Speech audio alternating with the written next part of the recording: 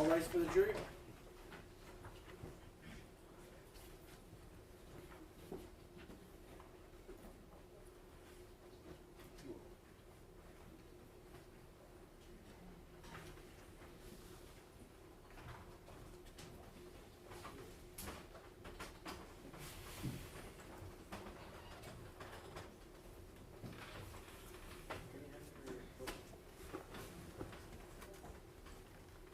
You may be seated.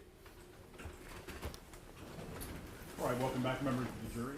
I anticipate we'll go for about another hour, then we'll take a little bit of an extended break, and then we'll come back and conclude the rest of the day. All right, so where we left state, we were here. Question, Councilman.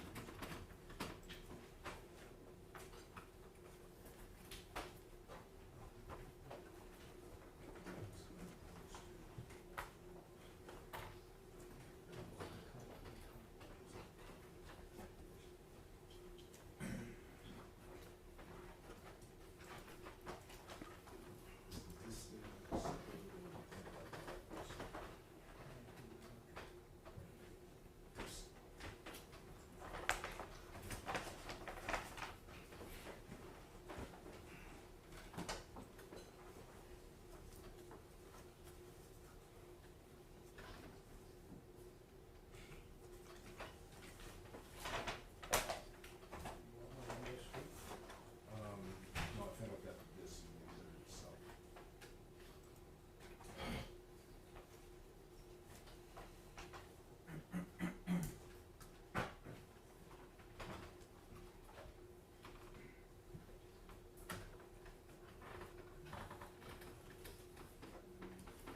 This.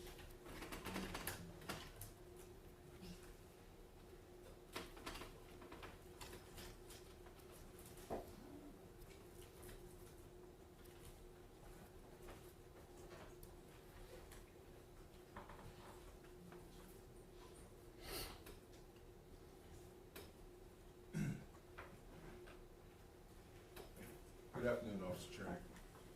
Afternoon. Now, before the lunch break, you recall, council, playing some video from an Officer Lamb and an Officer Neary, Yes, sir. okay? And you recall who they were talking with when they showed you the video? What officer were they talking with? I believe it was Officer Gomez. Okay. And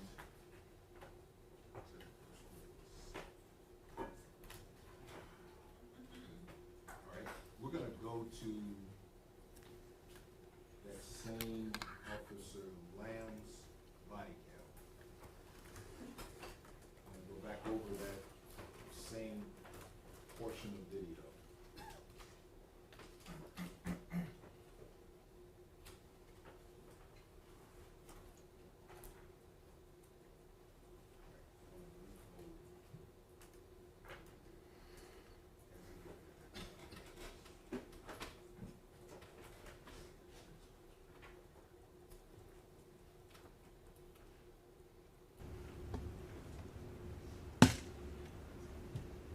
We are starting Officer Lamb, which is state's correction.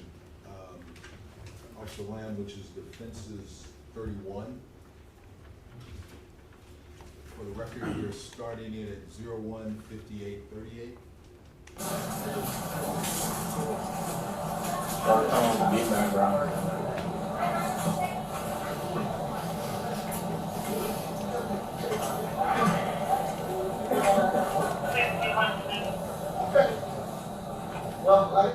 I'm going to try to move it forward to where they are talking with Officer Gomez.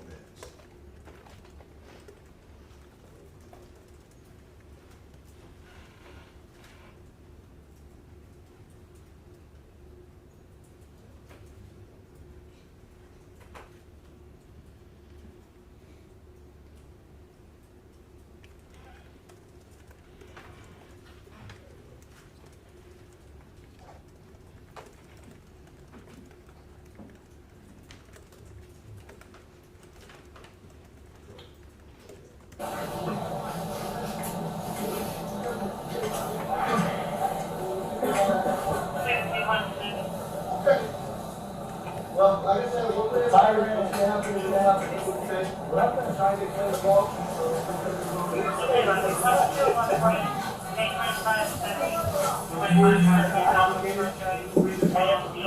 all showed the camera after she did what she did this gun. The other just jumped the fence. See out this window? See her right now. She went to jump the fence.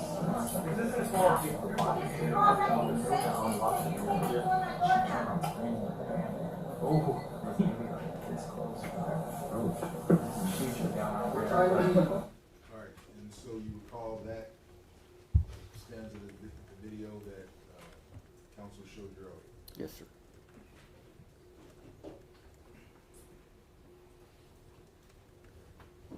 Now,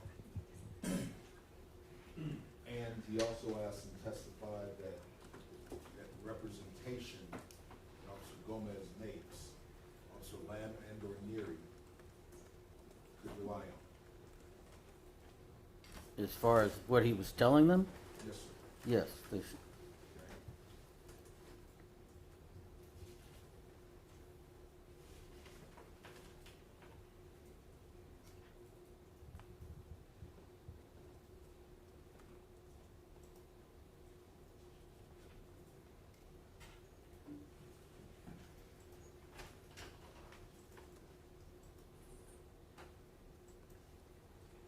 You, that ability to rely on it, it's important. Is it not? I have to be able to rely on the people that I'm working with. Okay. Makes the difference whether or not I go home or not. Yes, sir.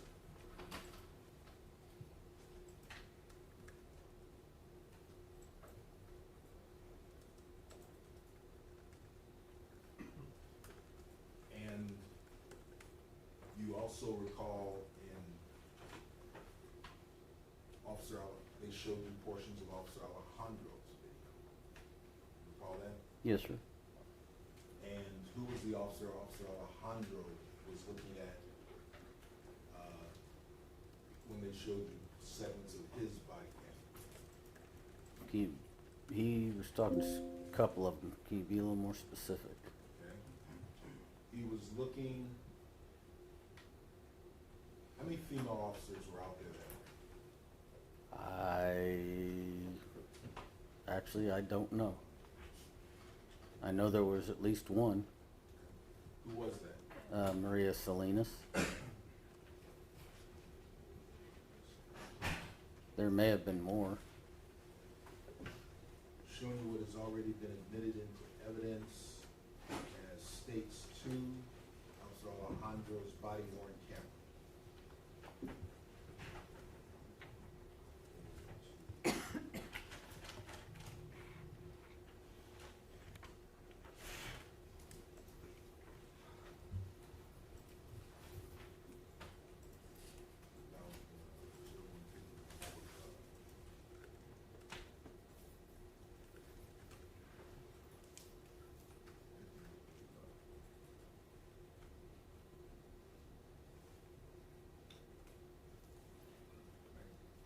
For the record, Your Honor, we're off states 2 at approximately 01:51:45 seconds. We miss you.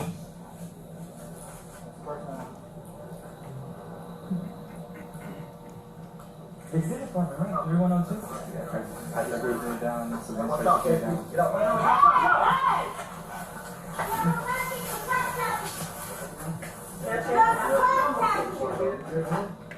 You're trespassing. Just get back. You're trespassing. You ain't got work. You ain't got no work. Just hold what you got, Maria. Get low so you're able to jump back. I don't give a fuck. You ain't got work. No, because we can't get there. There's no point in Back up a little bit, right? Back up a little bit. Come on, I'm gonna get the maintenance guy really quick before we move on and grab it, all right? Who's got the shield? Jump now. Now. Jesus, guy. You ain't got no work. And you're harassing me. There's no point in tasing her, bro, because how are we gonna go hands on? Okay, yeah, no. Oh, the door's on? That's what I was telling you. Sergeant? I was trying to tell you how to tell him that. What door from that? This door's on. No, Yes, it's unlocked. Maybe we'll tell him. I don't think he knows it's unlocked.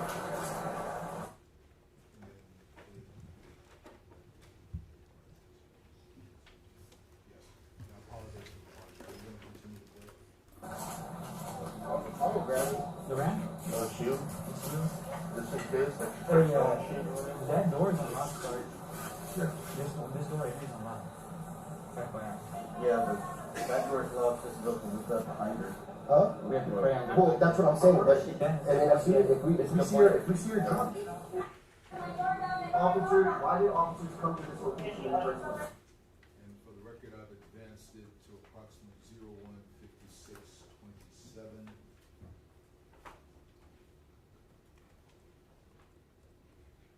Correction, 015617. What did we come here for in the first place? That's what I'm asking, why are we here in the first place? Why did officers come to this location in the first place? No. They tore the door down once they were already here, okay? I'm asking what happened before that made them come here. Okay. Yeah, this is the new update.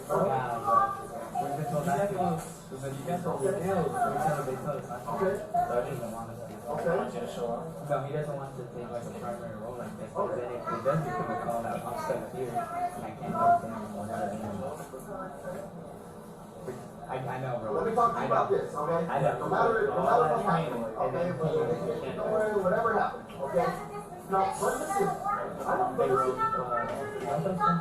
but listen, okay? It doesn't negate the fact. Okay. I heard what you had to say. See that? Yeah, that's big. So you're being harassed by them, why don't you take them to the police? No. And fucking Selena's is the first one I did. She down. I saw her grab. You think that's right? You think that's respect? They got no warrant to tear my door down. Where? She was I like, don't- ready. That's my issue. That's your You need a warrant. I And you don't want one. But that's how you're supposed to say. Because I was like, I think that's every one of them. I know my law. don't think you know. I know my law. Okay, what section of the law is that? That's section of the law. Yeah. That's not my right. Oh, the section. go ahead. Go ahead. Go ahead. Go ahead. Go ahead. That's not true at all. Okay. So I'm asking you to come out and talk with us peacefully, okay?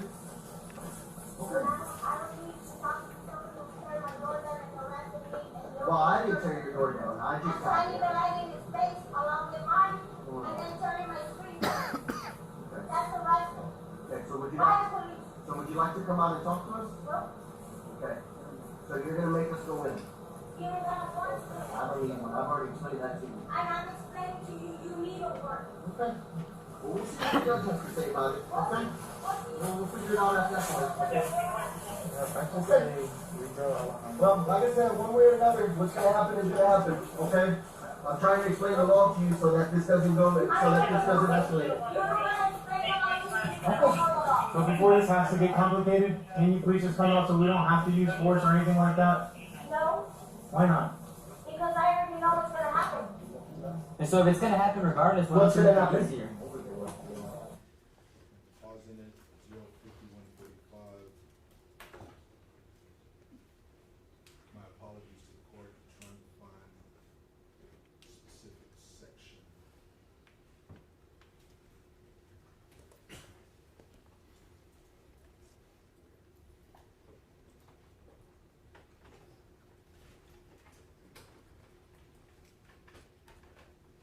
I apologize, they always played through 155, approximately 155 in some seconds.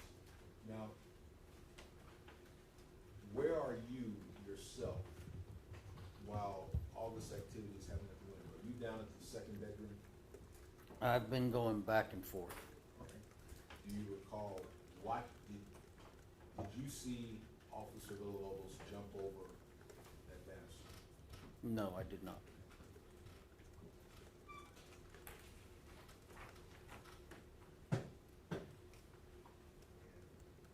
Back to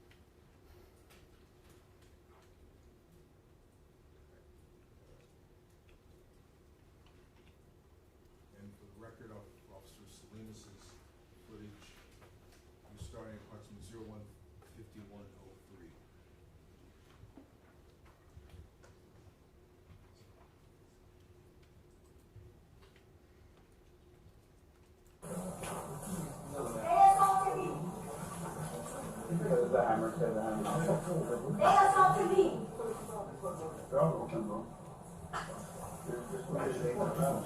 What's up? Just going around. Hey, hold on. They're getting the maintenance done.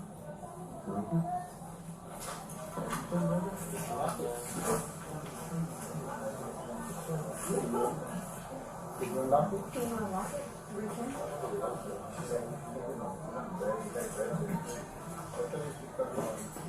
No, I don't. Shut up.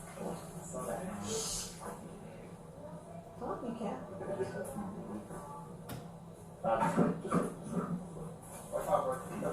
She's coming. Hey, watch out. Hey, Hey! You're harassing, you're trespassing.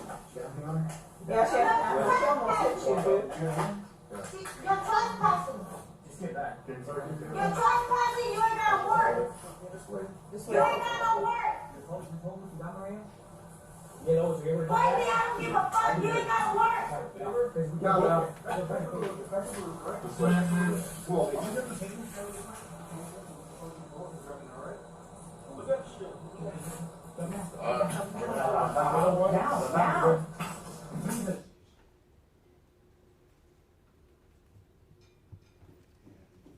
I'm gonna go back again to 0151.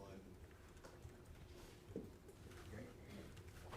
When it goes to 015136, right? And then go to the speed settings. Slowest possible.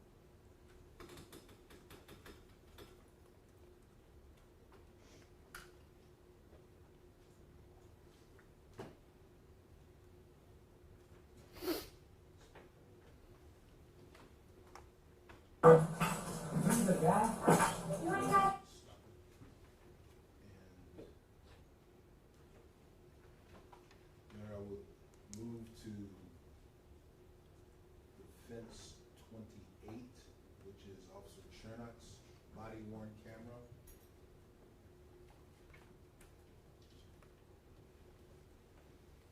Go to approximately 01:51:36.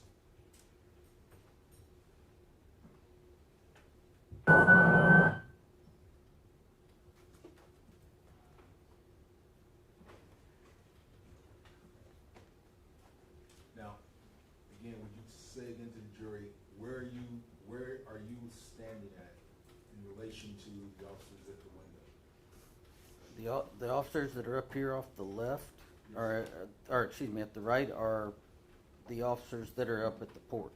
Okay. I'm down at the corner bedroom. Okay. And we played starting at about 01:51:36 for approximately a minute forward. Do you recall those, when you announcing those timestamps? I remember you saying them up. All right, let's play your body cam.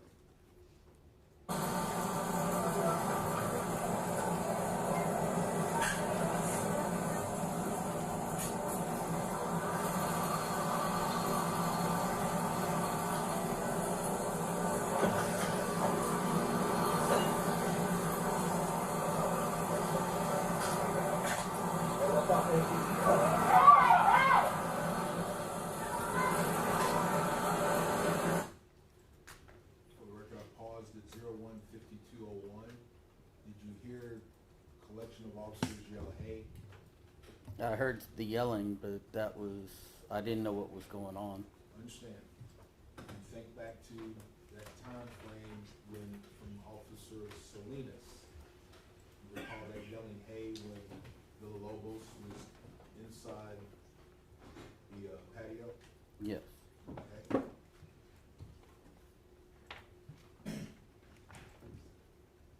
So you yourself don't know what happened? No, sir, I did not.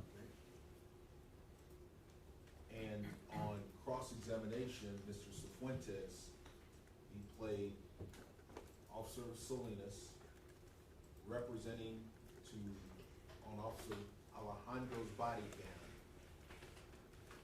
And he made a movement with his fingers and asked you if Officer Alejandro could have relied on Officer Salinas's representation of the distance that and the threat Officer Villalobos was presented with. You recall that? Yes, sir. Okay.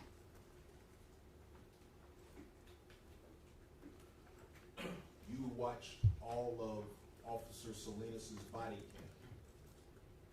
Did you see Ms. Perez swing at Officer Villalobos at all?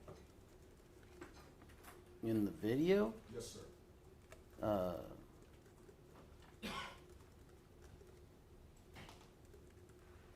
I know she moved up towards the window, but I Yes, sir. wasn't able to. We'll go back to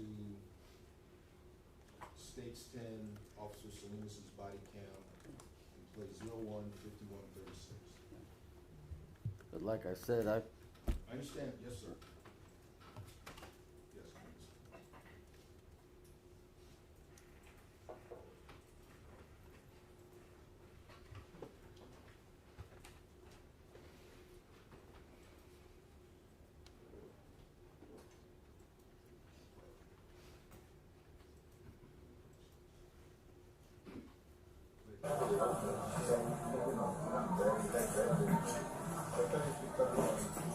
No, I don't. Shut up.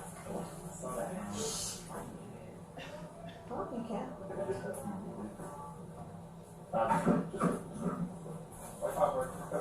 She's coming. Hey, watch out. Hey, Hey! You're harassing and trespassing. Yeah, she almost hit you, dude. Pause it, and I want you to go back to that first entry again and play it slow. 01:51:36, play it slow.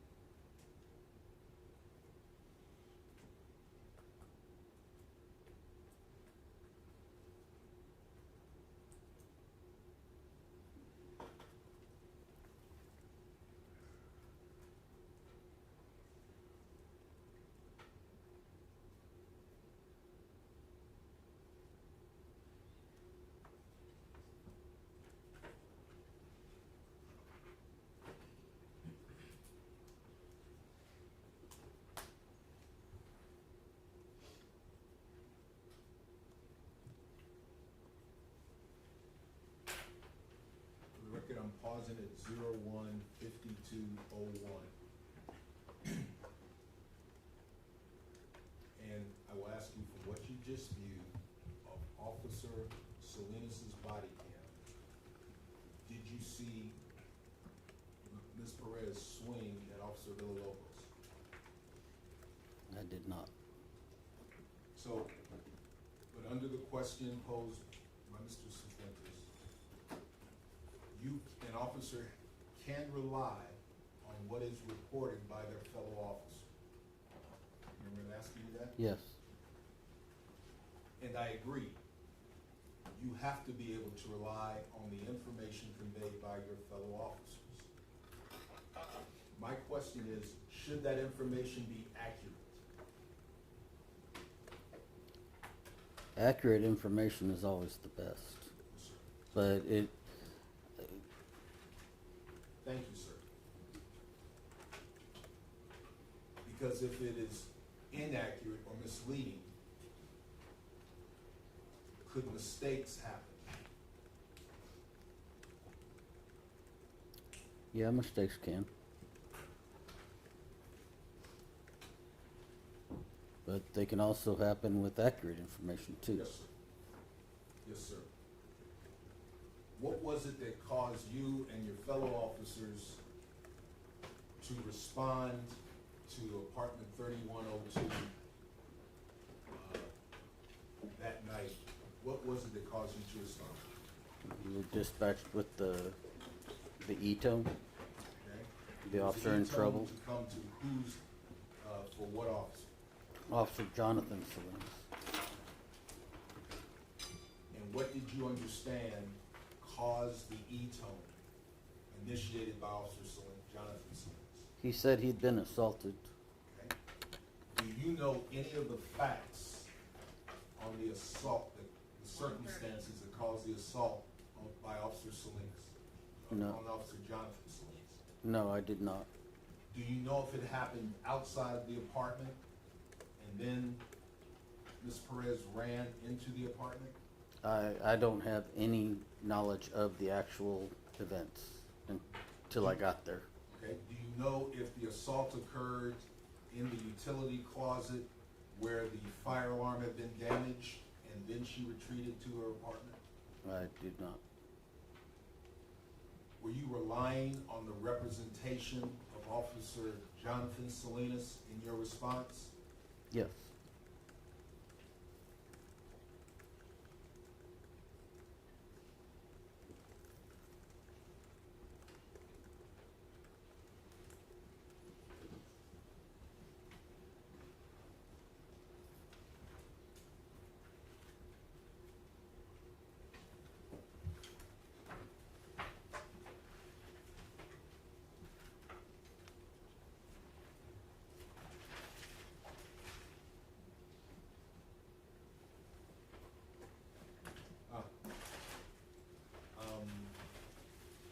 Last week,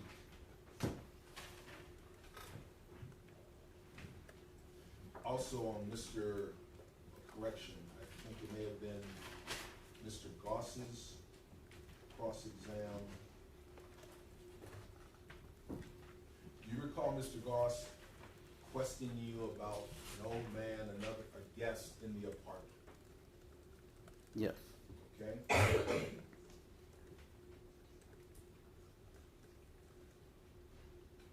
And I believe he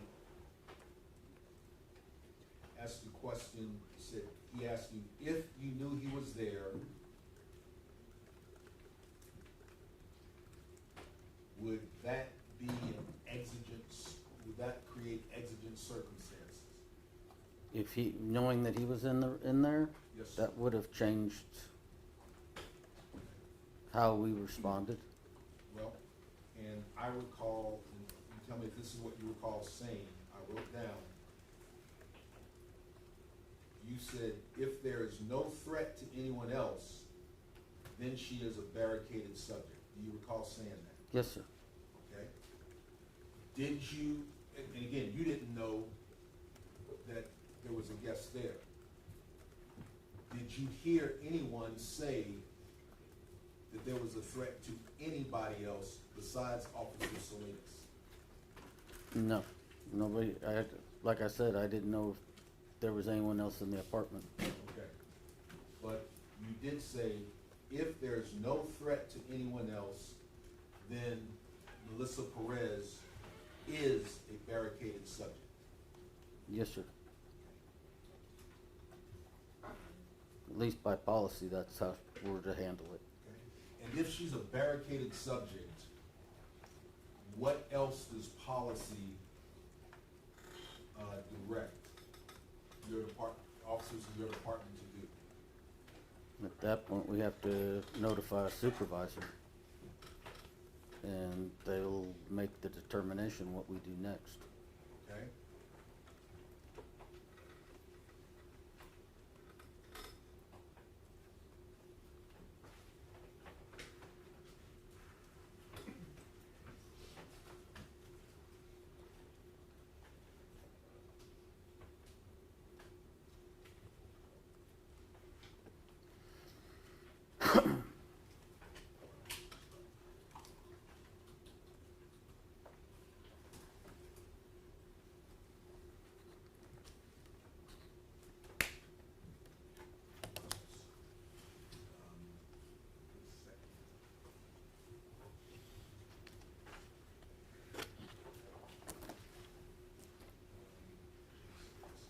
Your Honor, we're going to State's Exhibit number 7. Should be the second, Officer Ramos's second body worn camera clip.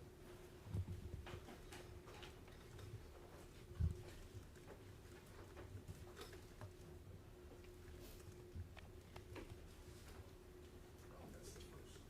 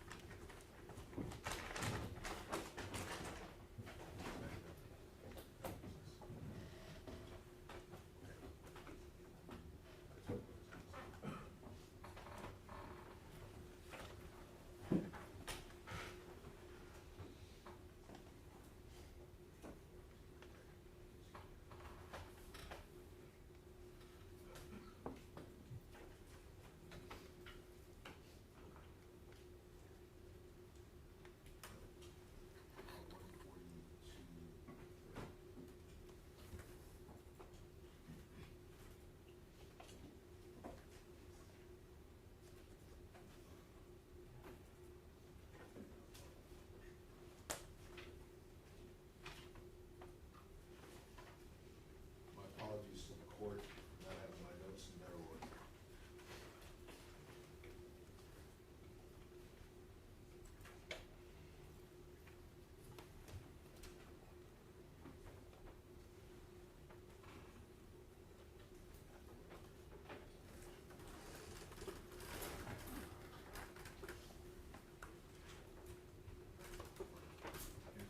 And we're playing at approximately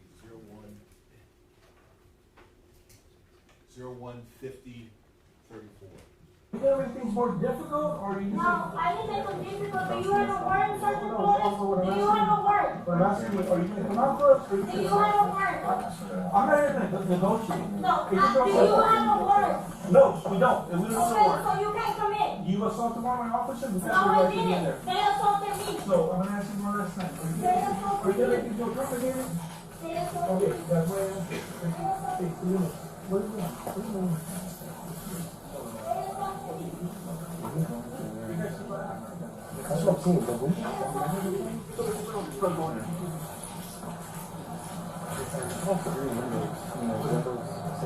Yeah.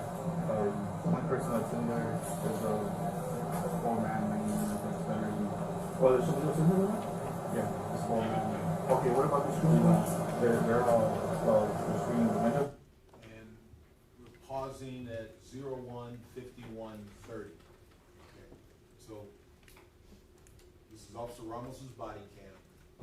Did you hear him say to Sergeant Flores, there's an old man, and Sergeant Flores responded, there's somebody else in there. Yes, I heard that. Okay, and so, and again, you were away, you didn't know about this. So, you now know there's someone else in the apartment. And if there was a threat to that someone else, would that be a basis to go in? Yes. Okay. But again, as you said, and this is all you know, if there is no threat to anyone, then she is a barricaded subject. Objection, I object to leading, and honestly, that's a ridiculous interpretation of the law. I'll bring back the law up there, we'll go through it with Officer Chernak All like we right, did on Friday. I'll sustain the leading objection. Okay. The statement I just made, is that what you said in response to Mr. Goss's cross-exam last Friday? Yes.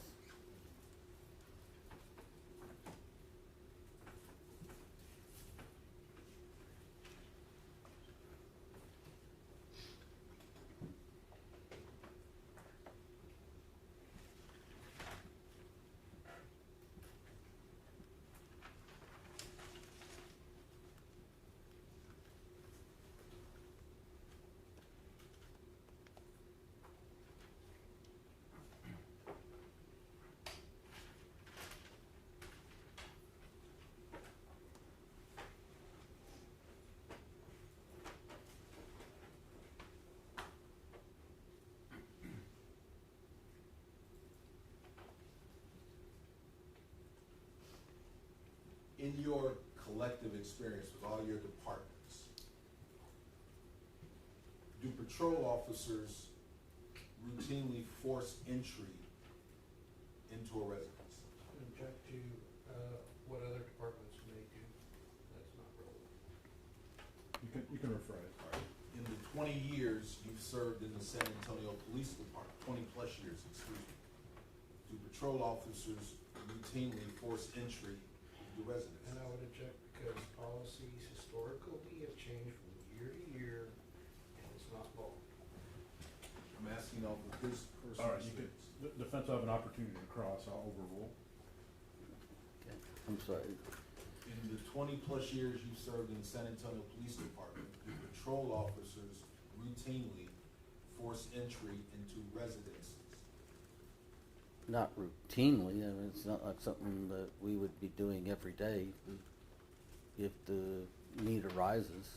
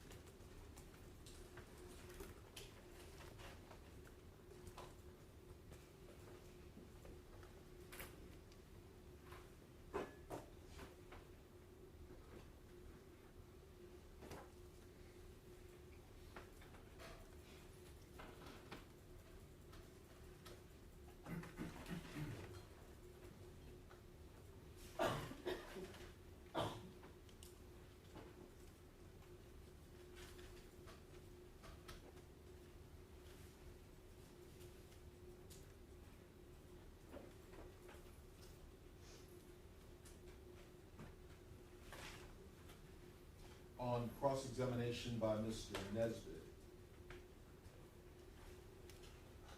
you answered, you had the exigency of someone who had run from the police or attacked police. That would be an exigency. That would be if you assault a police officer, it's a felony. We're allowed to enter Yes, sir. if we're in pursuit. Yes, sir.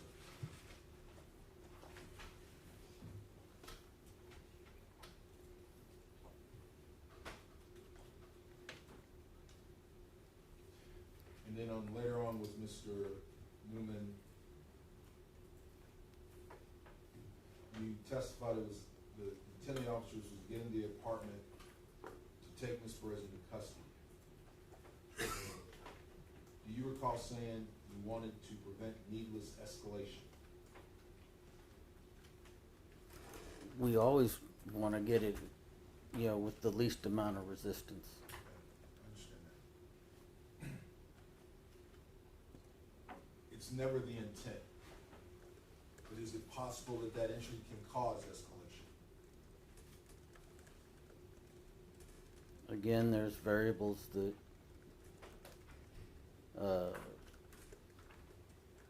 there could be a lot of variables in that too. As far as what causes them to respond, she knew we were the police, she knew we were there. It wasn't a surprise. Usually it's, if we go through a door, it's usually because we've gone in there fast and they don't know who we are. They were asleep or something like that, and we woke them up, and that's usually where we get a lot of the fighting until they find out who we are. Yes, sir. That's just an example. Yes, sir.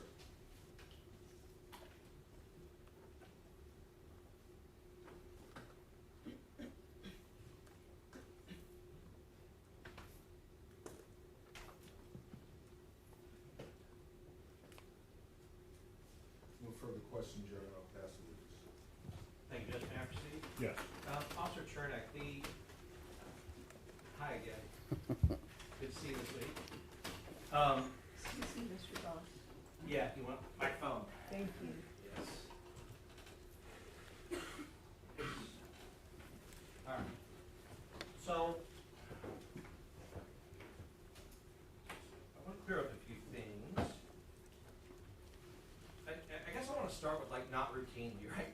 It's not routine that this kind of situation is happening. You agree with that? No, they are not routine. Right.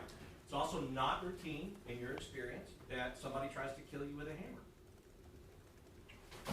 It's not an everyday occurrence. Not an everyday occurrence. Or use any other weapon against you, right? But No. it does happen. It does happen, yes. That's right. But, thankfully, so far in the society we have here, that's not happening to you every day, right? No, sir. Right. So, just because something is not routine does not mean that it's wrong or bad or anything like that. Do you see what I mean? Right. Well, let me ask you this. If somebody is only trying to attack you with a hammer 3 times a year, and you go into the place that they're attacking you to try to arrest them 3 times a year, it's not routine, but that's still justified, those 3 times. Does that make sense? As long as it's within, we have a legal right to be there. That's right. And in this case, you have a legal right to be there, is what you said. Yep. Okay. So, because I kind of want to get to, I was thinking about our conversation last week, and so I want to do it a little bit different. I don't want you to speculate on stuff. I want you to talk about your training and your experience. Okay. Right? Because your training and your experience will tell you if this thing happened, then I have to respond or I can't respond like this, right? Yes. And that's a form of speculation, but it's also in your training and experience. So I'm going to be asking you, based on your training and experience, different scenarios and what your training tells you that you can do or what you should do. Does that make sense? Yes, sir. Okay. And but first, since we're talking about your training experience, I want to clear up this barricaded subject, because the prosecutor, what he did was he said, well, if they're not a threat to anyone there, then they're a barricaded subject. Now, Your Honor, may I approach? Yes. Because we got to go through it again. And this isn't anything on you. I'm responding to them. Defense 42. So Defense 42, we kind of talked about. This lays out, different, leave or respond. And by respond means, continue to go in, continue to try to make the arrest. So we talked about a barricaded subject is your leave part, and that's what the prosecutor was trying to suggest. But it's if somebody is alone, right? That's what we're talking about. They're alone, Okay. right? You agree with that? Yes. That's what your training says. Your training says non-criminal, meaning they have not committed any crimes, right? Correct. Okay. Your training says they're suicidal, meaning that they only want to harm themselves, right? Yes. And your training says they're possibly armed, which we talked about. You don't know if they're armed or not, but they're possibly armed, but you don't know. That just means you haven't confirmed that they are armed, right? Correct. Right, because Correct. possibly means it's not confirmed. That's a barricaded subject. And that's where your policy and that's where your training tells you, okay, you know, rather than us go in and risk our lives on somebody who is only a threat to themselves, we will leave.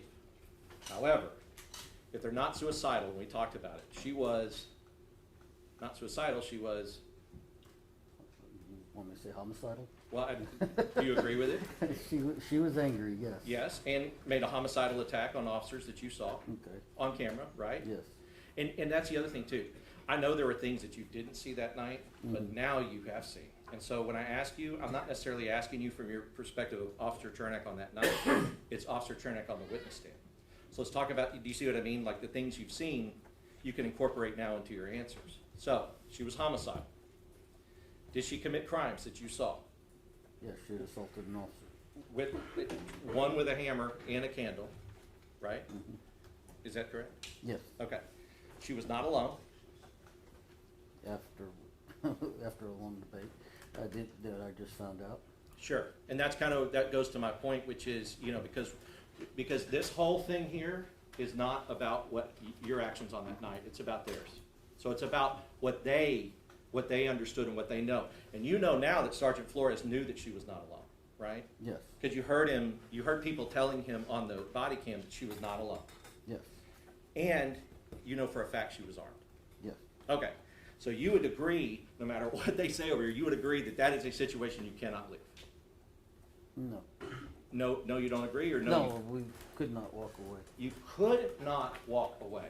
And the reason you cannot walk away is because what the prosecution said is that they made this term not a threat to anyone. But we've established we've established the fact that if there is anyone in there at all with her acting like that, she's a potential threat to that person, right? Yes, sir. Right.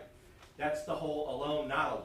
Not alone, it doesn't matter if you've seen her doing this to him or threatening him, you have to assume that that threat exists, right? To some degree. Right, because you can't walk away and just guess like, I hope she doesn't do anything bad to the guy. You have to make sure that this person is safe, if she's in there with any person. Man, woman, child, right? Yes, Elderly, bedridden, youngest child, middle-aged man, sitting in a recliner.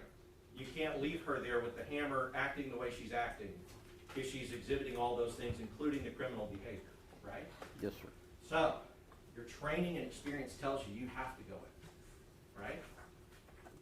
It tells me that we need to. It tells you need to. It tells them that they need to, because they've had the same training and experience that you have, right? Yes. Okay, Well, right? 'Cause I don't know about the experience, but the training, yes. That's right. He has had more experience, I agree. You've had more experience, and that's kind of that's why I think it's important that the jury understands from your experience that what you are saying is what they did, deciding that they have to go in and get her, is something that you would do with your training and experience, right? Okay.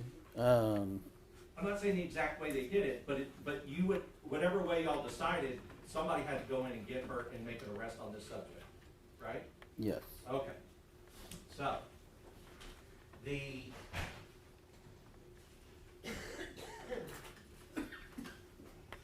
I want to go to a question that gets asked a lot. And since you've had so much training and experience, you've been on the job for a long time. And I bet you've gotten this question too. People say, why don't you just shoot him in the arm? Why don't you just shoot him in the leg? Why don't you just shoot him in the hand that had the hammer? Have you heard questions like that before? Yeah. Is that a reasonable thing for an officer to do? No. No, it's not. Why? When you're under stress, you can take someone out on the firing range and they can shoot 100%. Stand there, put all their rounds in an area like this. The percentage of whether, what happens when you're under stress, I've heard 30, I've heard 40%. But your accuracy diminishes under stress. You start losing the use of your fine motor skills, and it just becomes basically either muscle memory or a gross motor skill. And, when you're under stress and you're trying to aim for an area like an arm, the odds of missing it are much higher as opposed to shooting center mass. Right, and so just to demonstrate, may I stand up in the welcome? Yes. So just to demonstrate, like my arm, your area that you can hit is like that big on my arm, right? I mean, I got a circle that's maybe 2 inches around. Your area that you can hit here, you know, and especially, you know, somebody bigger guy, like your area here, this is where it's at, right? Like this Yes, is sir. where, if you're under stress and you're firing, you want to stop the threat. That's the whole point. Correct. Okay. And trying to shoot a hammer out of somebody's hand in a dot like this, that could be an extremely difficult shot. Right? That would be an extra difficult shot for even some of the SWAT guys under stress. Right. Even a marksman would have a hard time doing that. Because I think on the movies, you just see them go ping, ping, ping, ping, and they shoot everywhere that they're aiming, right? Yes. But in real life, It doesn't happen that way. Doesn't happen like that. And in fact, Alejandro, he's basically standing a couple of feet from her, and he shoots 5 rounds at her, and none of them hit her at all the first time when she first comes through to do that, right? I don't know where You didn't see that? No, I did not. Well, so I'll tell you that in the videos, she comes through once, and there's that first round, because you didn't see, but you heard that there was a first round of volleys. Yes, sir. And then a second round, right? Yes, sir. That first round, Alejandro is shooting because she comes at Flores with the hammer, she hits the window, glass is flying everywhere at both of them, and he's trying to shoot her, and he misses all those shots. Mm-hmm. But in your experience, that's, you know, glass flying in your face while you're trying to make a shot and all of those other things, and especially high stress. In your experience, that would be something that you would expect, because it's not as, because officers trying to fire in that situation is more difficult, right? Yes, sir. Right. So that's why we don't train officers to just shoot her in the leg so we can disable her, so we can go in. Y'all would never be trained to do that. No. Right. You would only be trained that if you have to use deadly force, in your training experience, you have to use deadly force when you're presented with deadly force, right? Yes, sir. And when you have to use deadly force, you have to shoot center mass on the person to stop. That's what we're trained. Yes, sir. Right. And that's what they would have been trained, right? Yes, sir. Because that's the same training that all police officers you know of would have. I've been through several different classes, and that's Right, because the you know, purpose is, that's the whole, you know, that's the the whole point of, because this is a much larger area and able to allow for that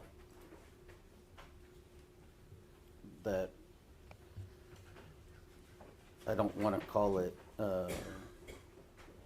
but you know, to take into account for that stress level. right, and also, officers, I guess, do y'all commonly train on moving targets, or do you train on, like, stationary targets?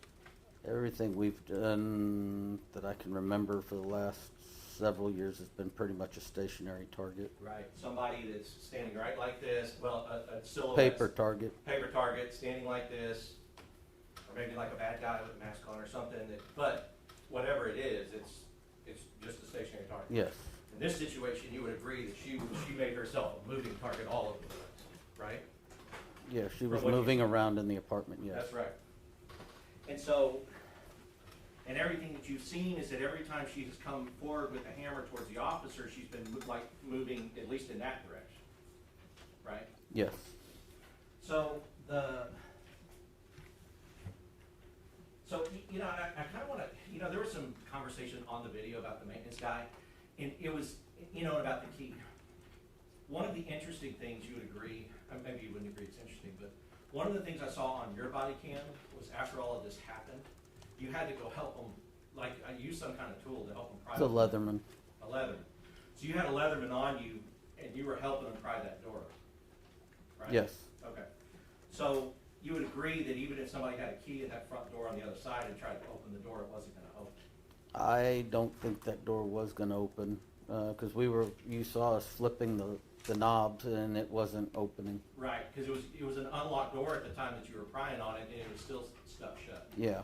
And I think, honestly, that just goes back to your experience. You said, well, somebody must have kicked it. You didn't know, but you just knew based on your experience of how the door was doing that somebody must have kicked it. I had an idea.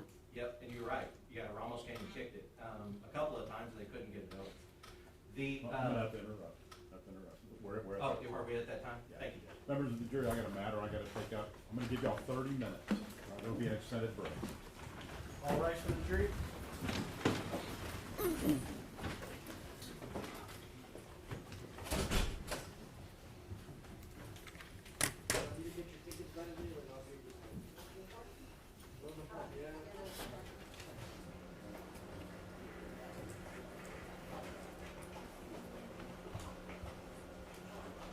Is it gonna be in here? Is it gonna be in here? Yeah. No, you're fine.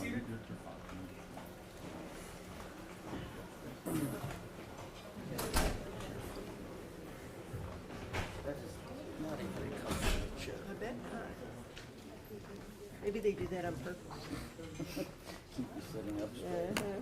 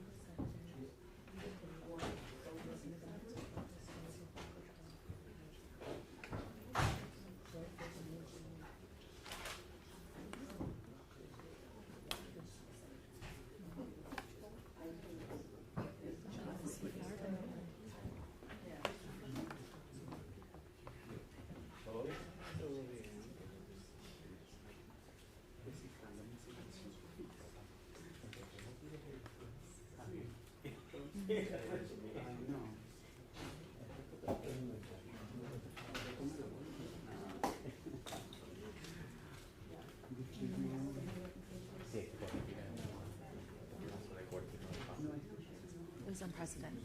President did it all quickly.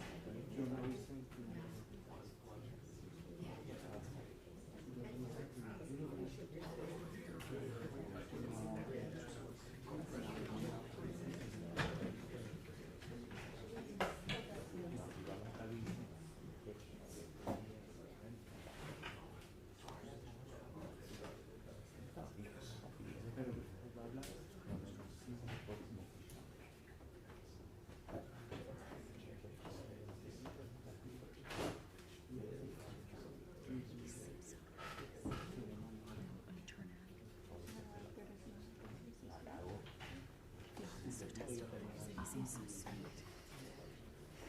I know. I feel so bad. He just reminds me. My dad was a sergeant for like 30 years. It just like reminds me of him. Very like, chill, like, love Latin and he's like, you can tell he's experienced.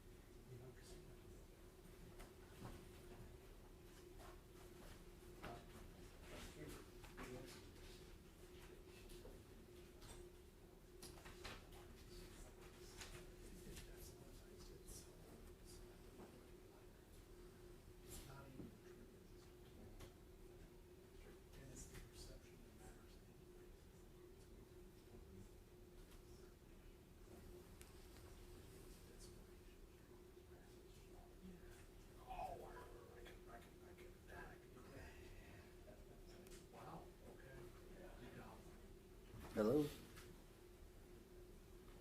Hey, Stephanie, this is Chernak.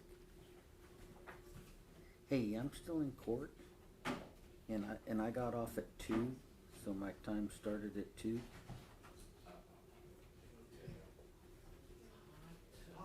Pay, please.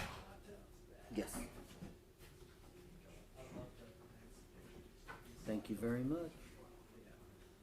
All right, Stephanie, thank you. Bye. Andy, you okay? You need anything, water or anything? How you doing? Good, good. How are you doing? Good. I haven't seen you in a long time, which is Yeah. a good thing. Yes. Yep. In your world, if I show up, usually somebody's in trouble. Nah, we're good. Yeah. I'm Yeah. good, okay. I'm hoping this isn't gonna last much longer. No, I don't know. It's always, that back and forth. But I hope it's not another 6 o'clock date. I don't know. This Friday I left here at 6. I didn't get home till 8 o'clock with traffic. Yeah, it's brutal. Traffic is so bad these days. It's just brutal. Even for me, I live over by Alma Heights, and I can leave here in the middle of the rush hour, and it takes me an hour to get home. Yeah. You know? Well, and what's worse is that, with all the traffic on the highways, with all the construction and everything, it's like, here it is, rush hour, and you've got it closed down to 1 Yep. minute. Yeah. That No, makes a it's- lot of sense. And that's why I am glad that the I-35 1604 stuff, most of it takes place at night. Yeah. But I was going up to Austin last week, and I was admittedly left a little bit later than I should have, not thinking. I got up on 410, and the whole highway's closed, because they were putting those big, massive yeah, the big bridge girders. girders over on that new ramp that they're constructing, and thankfully I got off at Starcrest, bounced back down to Nacogdoches, and was able to run north up to Wurzbach Parkway and come back around and get back on. And Kind of missed some of that. yeah, but if I had gotten stuck in that traffic, it'd have taken me an extra hour to get to Austin. Well, even trying to go around that mess, going out Nacogdoches Road Yeah, yeah. and going all the way out through Bracken and stuff and cutting Yes. back over, you can't, No. there's so much traffic, you can't hardly get through there. And they're redoing all those roads back there too. Yeah, You matter of know. fact, it was a couple of years ago, I was back there and they had those roads torn up just They're as still bad. tore up. My brother's got a shop over there, and right by that Restory, that old village that they have down there, Bracken. Oh, yeah, Bracken Village. Yeah, yeah. But he's got a shop down there. The whole road's tore up. I think they're laying in new sewer pipe, and they're trying to, I guess, expand it a little bit. Yeah, they're probably But- trying to get all the infrastructures caught up with all the growth Growth out out there. there, yeah. It's Big crazy. time. Yes, big time. Yep, that's exactly what's happening. And that's what's happening all over the city. The city, I think, grew a lot faster than they could keep up with Oh, the infrastructure. It was outgrowing the infrastructure 40 years ago. Yeah. When Cisneros was mayor. Yeah, I don't know yeah. if you were down here then, but No, I didn't get any of he was those. pushing, he took in all that area, out there off of like, it was Houseman and all that area. Yeah. That western area. Mhm. He took in all that area, but he didn't have the infrastructure, so people were calling, we had incorporated it into the city, and so they were calling for police and fire, and they're saying, no, you're in the county, and they're like, no, we're not, we pay city taxes, yeah. we're here. Yeah. It just, That's crazy. I remember when I first got here, and they were building that first big set of overpasses at 281 and 410 Oh, by the yeah. airport. And I got the backstory on it, and they said that, they tried to do that since like the 60s. But there was some real big political powerhouse guy that owned the car lots. and wouldn't That was sell it. the property And not only that, but he wanted people getting off the highway to come by his car lot. lots. Maybe see, something and impulse stop in. So he was all against those flyovers and everything. And it was like, oh man. But they're catching up. Unfortunately, though, it's going to be another 5 years before this It's good. construction is done. I don't think it's ever gonna be done. 35's been under construction for the last 30-something years. Yeah, and I don't get that new thing they're building, the double decker. They claim it's some sort of expressway or something, but you're going to drop everybody down into the same set of highway right by Fort Sam. So you're gonna dump 6 lanes of traffic back down to 3. You're gonna jack everything up all the way back for miles as people try to all merge back in. Yep. You know? It's like, you look at this mess right here, 35 and 10. Yeah. Where the upper and lower comes together. Yep. Going south. You've got 2 lanes that go off to 10. You've got that middle lane goes up and gets off at Martin, and then you have 1 lane that goes straight and merges back into 35, Exactly. into 2 Yes. lanes, and then it comes up and merges with 3 of them. Yep, yep. No, it's crazy. And it's like, Yeah. There's, I don't know, there's no rhyme or reason to some of the road decisions they've made over the years, but it's, I understand now there used, I don't know if you listen to talk radio at all, but there's Trey Ware on KTSA. Trey. His dad hated, and I mean vehemently, with a passion, hated TxDOT. He said that was the most useless. Matter of fact, the next time you see Trey, Yeah. Say, Trey, tell me how your dad really felt about TxDOT. Yeah, yeah. And then stand back. Because Trey's getting almost as bad. But yeah, he hated him. And he says that was TxDOT is the most useless. Yeah, I don't have much love for them either. Because years ago, I did we were working an off-duty deal out there in Hondo, a motorcycle rally that was down off of 173 going to Divine. Yeah, okay. And they were on a private ranch, but the entrance was off of 173 on a curve. And so we put out some cones, because I was working the security on it. We put up some cones, we put up signs saying caution, motorcycles turning, and everything. DPS and TxDOT came out there and made us take it all off the highway. And I was like, do what? Yeah. And he's like, yeah, you can't have this up there. They, if you're going to put a sign up here, it has to be 10 feet tall, it has to be this wide, it has to be this, and all that. I said, we're just trying to warn drivers so we don't have a fatality out here, or even an accident, period. Yeah. And everything says, you got to take it all down. You can't have any of this up here on the highway. And one of the trooper that was out there was kind of I swear to God, he'd write his own mother a ticket kind of guy. And I said, okay, let's take it all down. But guess what? And I made sure I knew George, but I got the TxDOT guy's name. And I said, tell you what, somebody gets hurt or killed out here, I'm handing your names over to them, and they're going to sue the other little fuck out of you because you didn't, Yeah. We were trying to make it safer, and you came out here and used your infinite stupidity. Instead of helping by saying, hey, we're gonna have a couple TxDOT trucks coming. Yeah, we'll bring it. Flashing lights Yeah. and the arrows and everything. We'll bring Slow you out a down. sign to slow down. Yeah, put up the No. electric sign, but no. Oh, Well, that's all right. crazy. I'll let you get back to it. Yeah, we still got half an hour. Yeah. Or 15 minutes. He's doing the swearing in for the new attorneys. Yeah, I saw some judges swearing people in outside at lunch. Yeah, they're doing some more. He had some that he had to do, so. Yeah. Okay. So. All right, man. You know where to find us. All right. Take care.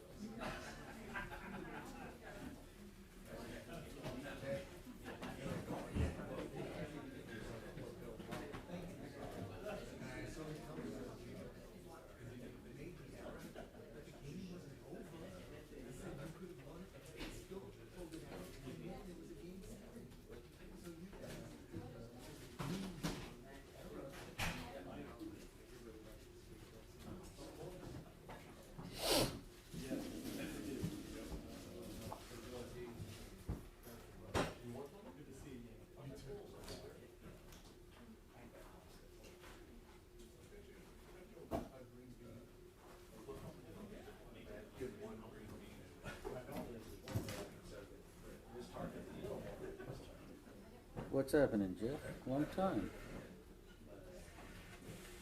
Not so much on him. Yeah, I know all the mics are hot.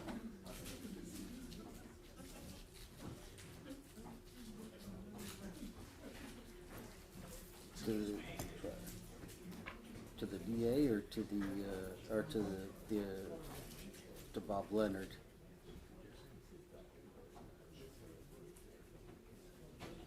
Yeah, that was Bob Leonard. He's not a DA. He's the Cleat attorney. But yeah.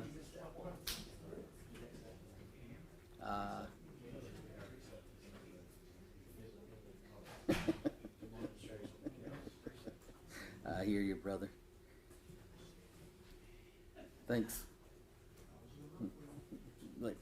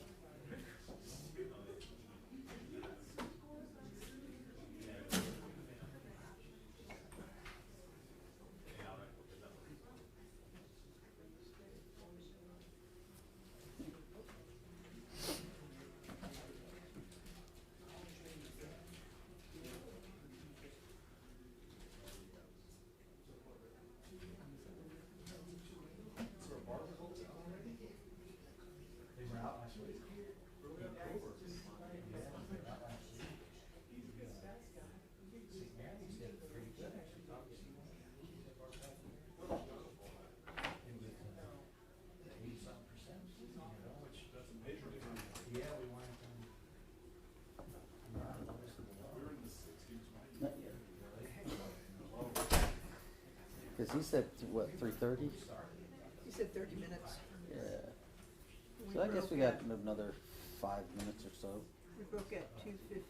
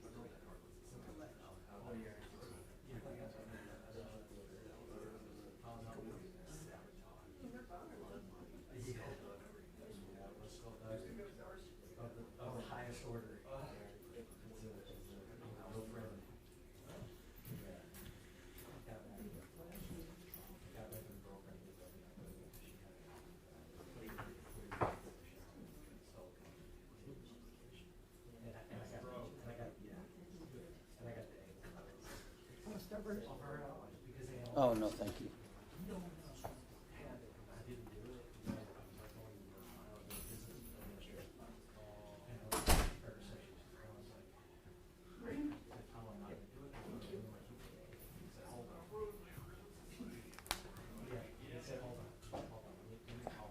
Hold me.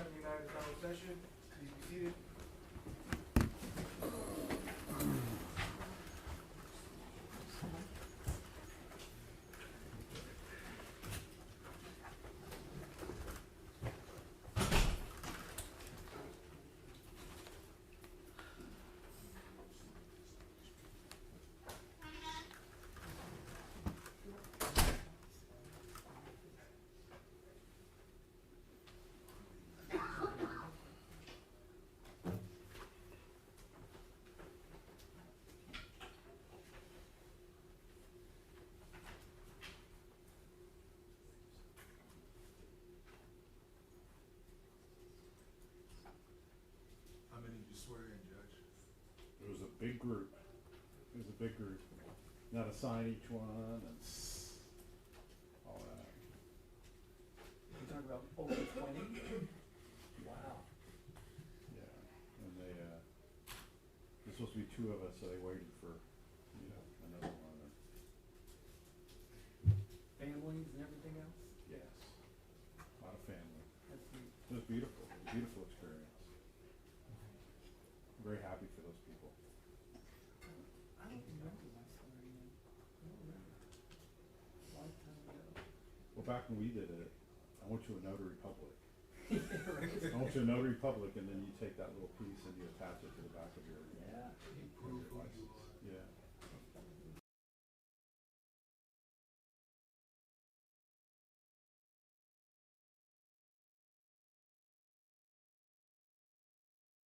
For criminal appeals. But I remember I had to work that day. I think we're pretty much the same day.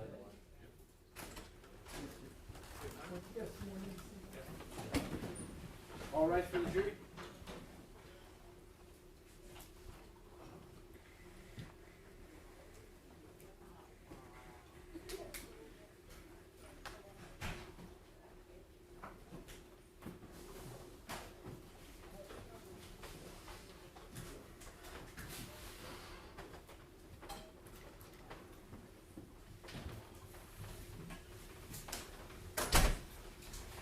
May be seated.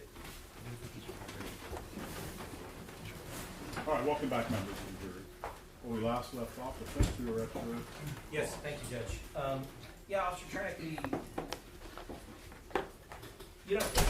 kind of talking with you about what was going on that night. I know one of the things that you said a few times was that from your vantage point, we kind of saw, like, you could see some of them reacting and you could hear the shots, but you were kind of looking in that window down that lighted hallway when everything really was going on over here, right? Yes, sir. Right. And then, we've heard from Officer Rojas, we've heard from Officer Salinas, and they were, I guess, a little bit closer to where the things were. You would agree with that? From what you've seen? I don't know where Officer Ramos was, but I know Officer Rojas was standing behind me. Right, so, Rojas, at the time this was going on, he was kind of behind you at the window? Yes, sir. Oh, okay. No, that's good. So really though, like, what you have seen is, like, there were 2 other sergeants that were there on the scene. Yes, sir. And Maria Salinas was over there, right there where everything was happening, right? I believe so, yes. And then Travis Thompson, Vince Gomez, those are people that were kind of standing around that window when this action is going on. You mean the porch? Yeah, the porch. And then, yeah, they were standing at the porch, and then there was that window right there on the porch, and then the door with the glass. Right. Right. So really, like, I think what I gathered from your testimony in total is, and I've appreciated you talking to us about the training experience and what that means, but as far as, like, eyewitness about what was happening at the time, the state should be calling those witnesses to talk about those things. You agree with that? Objection. Relevance. Sustained. Well, I guess the people who would have the better perspective would be those witnesses who were there. I think you could agree with that. Yes, sir. Right. And so because one of the things that Mr. Harris went through with you on redirect is he was, I guess, trying to make the point that maybe that Officer Villalobos was not being threatened at with the hammer when he had his head in the window and he was trying to unlock the door. You remember talking to him about that? Yes. Okay. But I guess I want to talk to you maybe, and I don't know, so you're going to tell me if you've had this training or not. But you, obviously, your career predates body cams, right? Yes, sir. By a lot, you would say. Quite a few years, yes. So I think that y'all, because honestly, my prosecution career, when I started as a lawyer, predates body cams. And I think that they really started implementing them around 2015. Is that maybe a little bit before. I think it was more like 2017, 2016, somewhere in there. Right, and I think maybe 2015 they started it with maybe the DWI people first, and then it went. Now, DWI had their cameras. Right. They've always had cameras. But they were in the car, like they would have dash cams. They right? had the dash cams, and then we got the Coban in our cars 2010, 2011, something like that. Right, and then as body cams come in, and then it started, I think, smaller with the people who are, DWIs are pretty important because you're dealing with somebody and you're trying to Right. get them on the road and do all that. And then it goes full department wide. Every officer now, under policy, have to have a body cam. Yes, sir. And y'all are trained on them as well. Yes, sir. Now, so you can tell me, because I don't always know, but the body cam training that you have tells you some specific things about a body cam, one of them being that the body cam is not a replacement for the human eye. Have you had that training? I got my newest one, this one, while I was out on light duty, so I never went to training on it.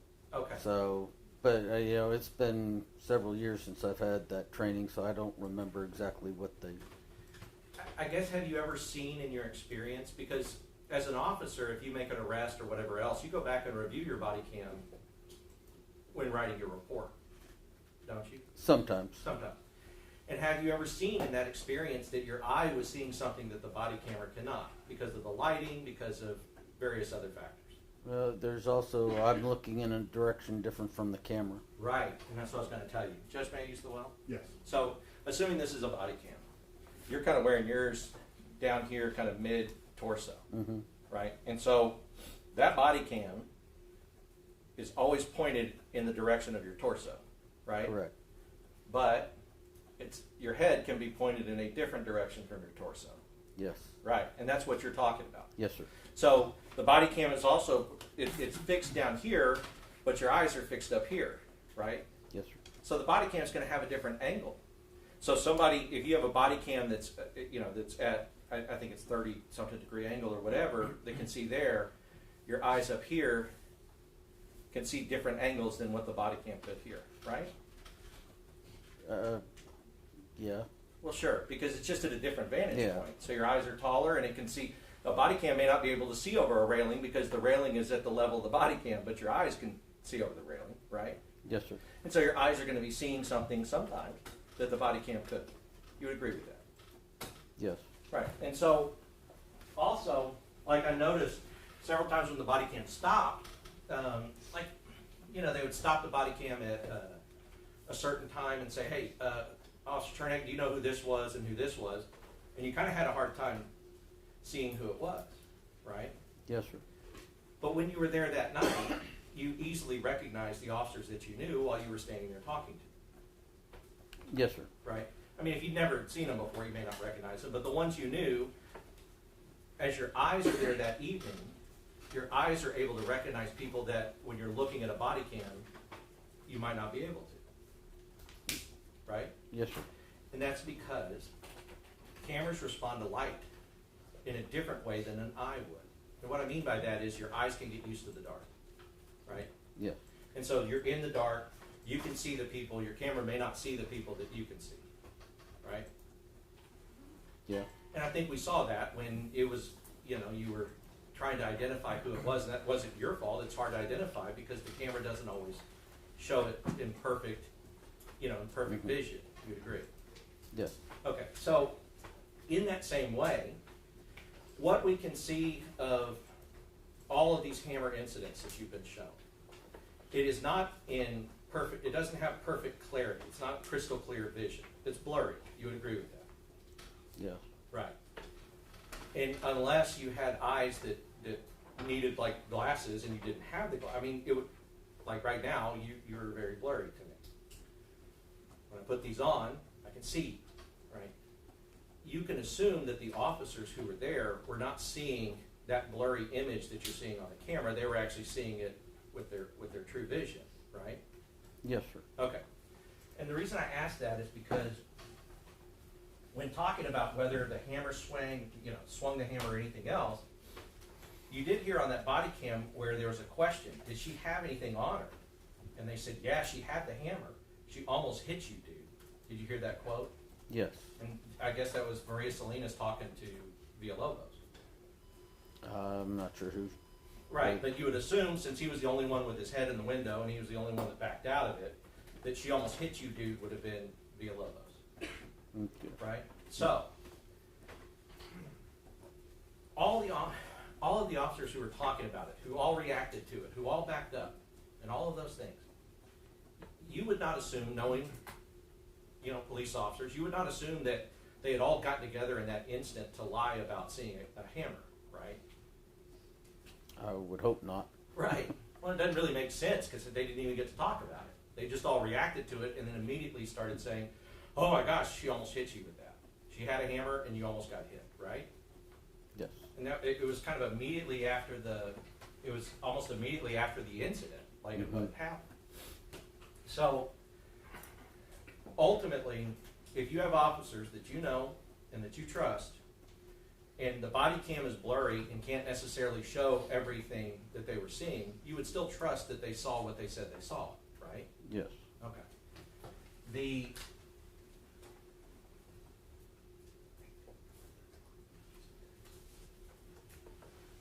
Well, then ultimately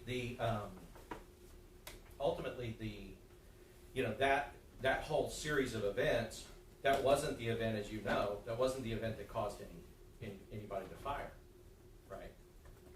As far as I know, no. Yeah, because you didn't see it or hear it on the camera, and then we kind of matched it up with your body cam when you see everybody go whoa, whoa, whoa, whoa, and they all back up, right? And there wasn't any shots fired at that time. You would agree with that? No, there weren't any shots fired then. That first time, whoa, whoa, whoa, whoa, whoa, and then then we moved over and heard them say, well, yeah, she almost hit you with that hammer that she had. Right? Okay. So,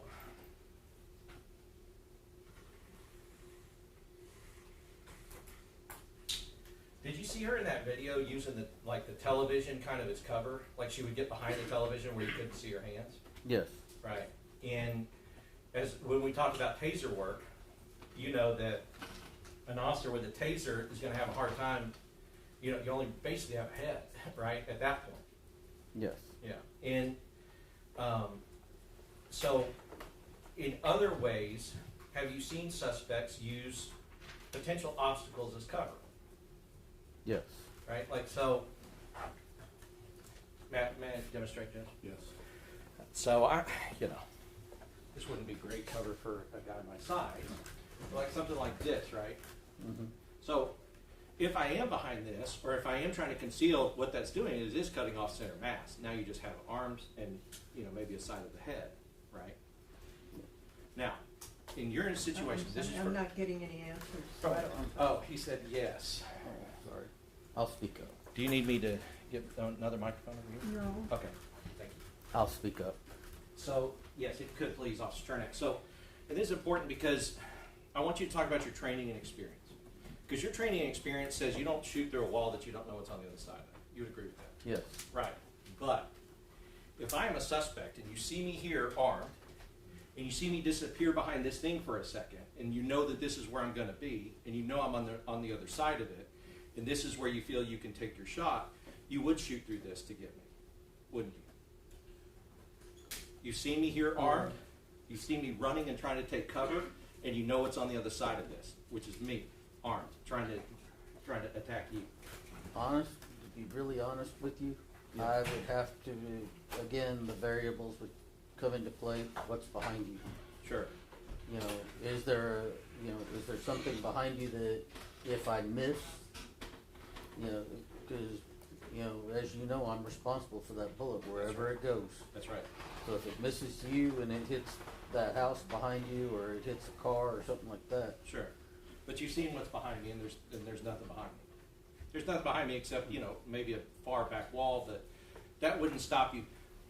The possibility of it going through a far back wall wouldn't stop you from trying to, if I'm actively a threat and I momentarily disappear behind cover, wouldn't stop you from going through that cover to neutralize the threat if you believe that I was a threat to you. And again, it's gonna depend on what it is, cause I doubt the bullet would go through that speaker. That's There's right. too much stuff in there. Sure, and it may not. But if It that's, may or may, it may go through there, it may not, just depending on what's inside that box. sure, but if that's your thought, if your thought is that I'm a threat to you and I've momentarily appeared behind cover and this is where you have to shoot to try to neutralize the threat, you would do so. You would at least try to do so, knowing that there's nobody or nothing else behind. Right? As long as, again, we're speculating, Yeah, I know. and it would, again, it would depend on, is it daylight, is it nighttime, is it, are there people behind us? Is that a good backstop?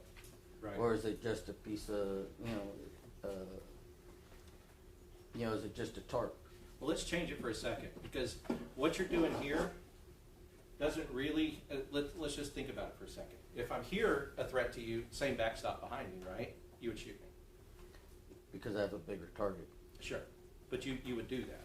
If I had to, yes. If you thought I was a threat to you, a deadly threat to you, you would shoot me here. Yeah. And you would not worry about where the bullets Well, if, I'm still worried about my backstop. Sure. What's behind you. Sure. That's something that, whether you're behind that or out in the open, I still have to worry about what's behind. That's exactly right. So what I'm saying is really, this doesn't really change the difference between what's behind you. You would agree with that? Again, we're back to, like I said, the variables that, whether I take that shot or not depends on how safely I can make it. Whether you take this shot or not? It doesn't do me any good to take a shot at someone, who's like in this scenario, you have, a gun or something in your hand. It doesn't do me any good if I miss and I hit, somebody back there behind you. That's true, but. And that's what I have, so I have to take that into consideration every single time. 100%. But remember, the training experience, and this is what we're going with. When you're presented with a deadly threat, you have to respond with deadly force, right? That's usually what happens, but Sure. again, we still have to, I have to take in everything as it's happening. I have to make that split-second decision. That's right. And there's split-second decisions you have to make. You would agree with that? Yes. And so somebody who is reasonably in apprehension or reasonably fears that they're being presented with a deadly threat, I understand everybody knows you want to make sure that your backstop's okay. But an officer who sits and makes sure his backstop's okay while somebody's coming at him with a hammer and doesn't fire because they're worried about what happens back there can get killed. You would agree with that? So can someone back there behind them. Yeah, that's right. That's right. But what I'm saying is your life is not worth. It's not worth dying for the possibility that somebody behind them is gonna get shot. You would agree with that? Again, it's what shot, and I also have the option to move. You might have the option to move, or you might not. Yeah, there's always that ability that I can move and get the better shot. Make sure that, where you're standing right now is just a tarp, but I can see that there's a brick wall over here. Mm-hmm. And I can move to my left or move to my right to get, then that's what I'm gonna do. But what if you're trapped by a wall now and you can't move? We can what if. Well, you saw Salinas was trapped by that wall, is what I'm saying. He was trapped by the wall and he couldn't move, and he got hit with the projectile. So he couldn't move, right? So in that, we're talking about, that situation, you have a wall now, and you're scrunched up against that wall and you can't move. Do you let her hit you with the hammer? Well, no. Right. You shoot her, right? But again, it's, he still has to, and like, I'm not trying to Monday morning quarterback, because that's not what I'm here to do. Oh, of course not. But I would still have to make sure that whatever is behind her, that it's not gonna kill somebody. I don't wanna have to live with shooting an innocent child. Sure, 100%. And in this case, as you know, nobody else was shot except the person with the hammer, right? As far as I know, no one else was hit. That's right. That's right. It probably would have been reported. I would hope so by now. Right. So, and I guess I want to get down to this point. I want to get down to this point with you, which is, Your training and experience tells you that when presented with deadly force, you respond with deadly force. That's what you have been trained Yes. to do. Yes. A person coming at you with a hammer is presenting you with deadly force. Yes. Yes. And so a response of deadly force is an appropriate response in that situation. It would be, you know, again, depending on the variables that I have at the time.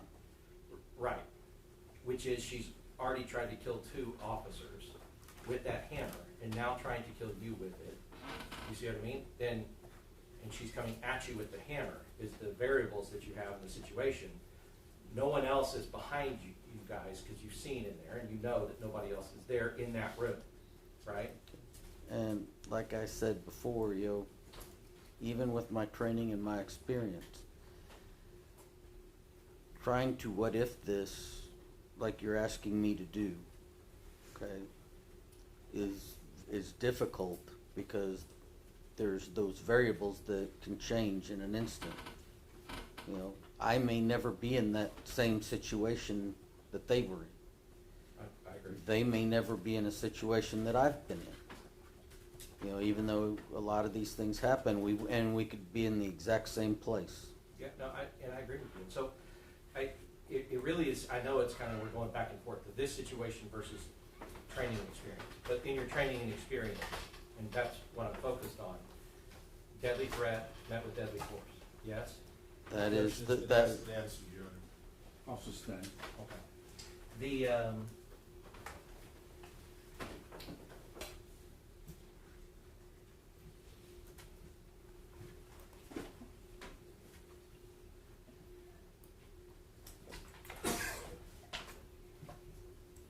they talked about entry can cause escalation. So, because I want to break that down, because if you need to enter, because there's an exigency and you have to enter, the fact that that upsets the person that you're trying to arrest, that doesn't mean you're escalating the incident. You see what I mean?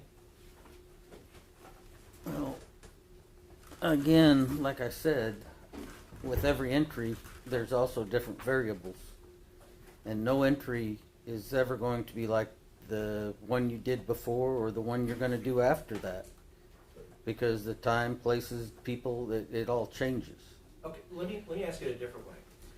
You've had to arrest people before, right? Yes. Okay, and you had to handcuff them before, right? Yes. Okay, and if somebody said, when you're making a lawful arrest, if somebody came to you later and said, well, Officer Chernak, you know, you really made them madder by trying to handcuff them, what would you say? No, at that particular point, too bad. Too bad. Because that's my point that I'm making. It's too bad. That's not an escalation. If you're trying to handcuff a person and they get upset about the fact you're trying to handcuff them, you're not escalating the incident. That's not your fault, right? No. It's their fault. The person that's trying to resist arrest, right? Yeah. Right. And that's the idea, because when you heard on the video, she was yelling at the officers that she wasn't going to come out when they asked because she didn't want to be arrested, right? Yes. She was trying to stop herself from being arrested because she didn't want that, right? That's what she said. Right.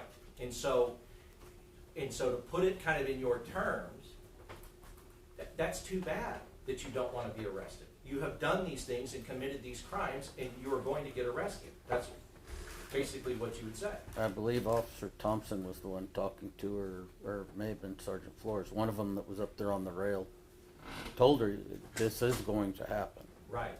And that's what you would tell her if you were at the rail talking to her. Right? Mm-hmm.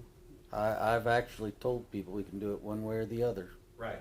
I mean, and I know you have, and we actually know that that's how normal policing is. Like, just because you don't want to be arrested, I'm sorry for that, but we're not going to not arrest you because we're worried that will escalate the situation, right?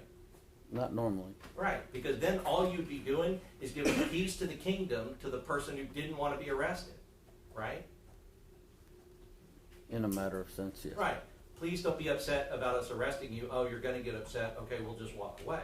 That's not how that works. If there's a lawful arrest, if they committed crimes that they should be arrested for, right? No, we generally shouldn't be walking away. You shouldn't, and that leads me to my other thing, right? Because, you know, in the general manual, I think section 200, 413, it says that there's a duty to take action, and I want to talk about that. You know that you have a duty to take action.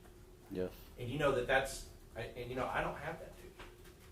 And the judge doesn't, and the prosecutors don't, and the jurors don't. We don't have a duty to take action. You do, because you're a police officer. You're a sworn police officer swearing to uphold the laws of our city and our state, right? Yes. Okay. So in your duty to take action, it says you have a duty to enforce, you have a duty to preserve the peace, you have a duty to protect lives and property, right? Yes.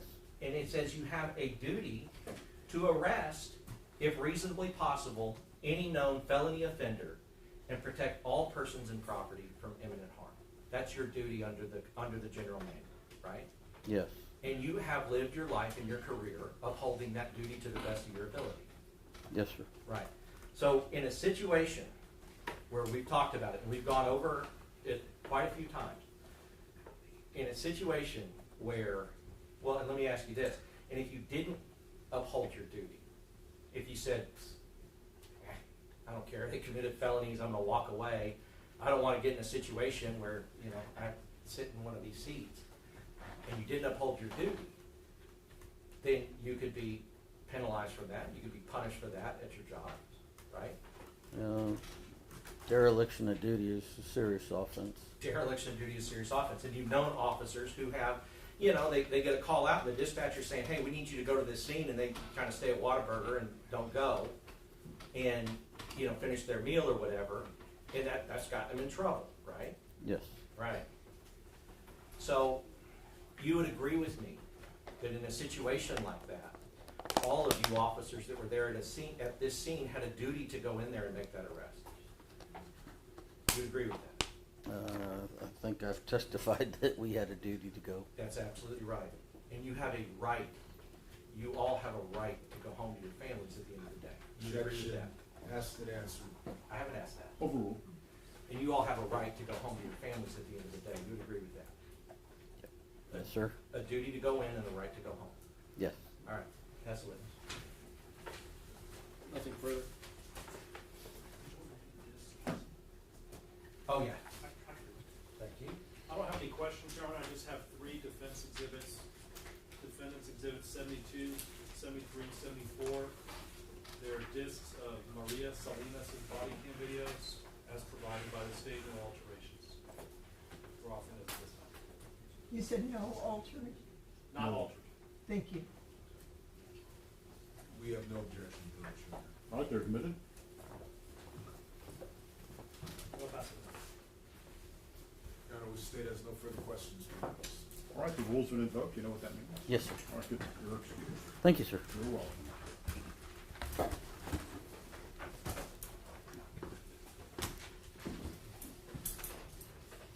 Did you try again?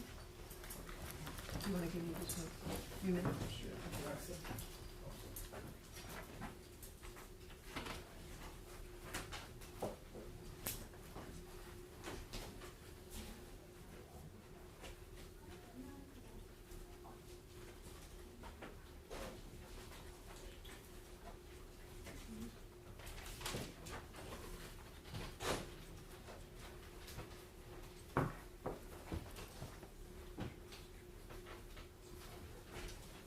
Okay, you are, I think you are now.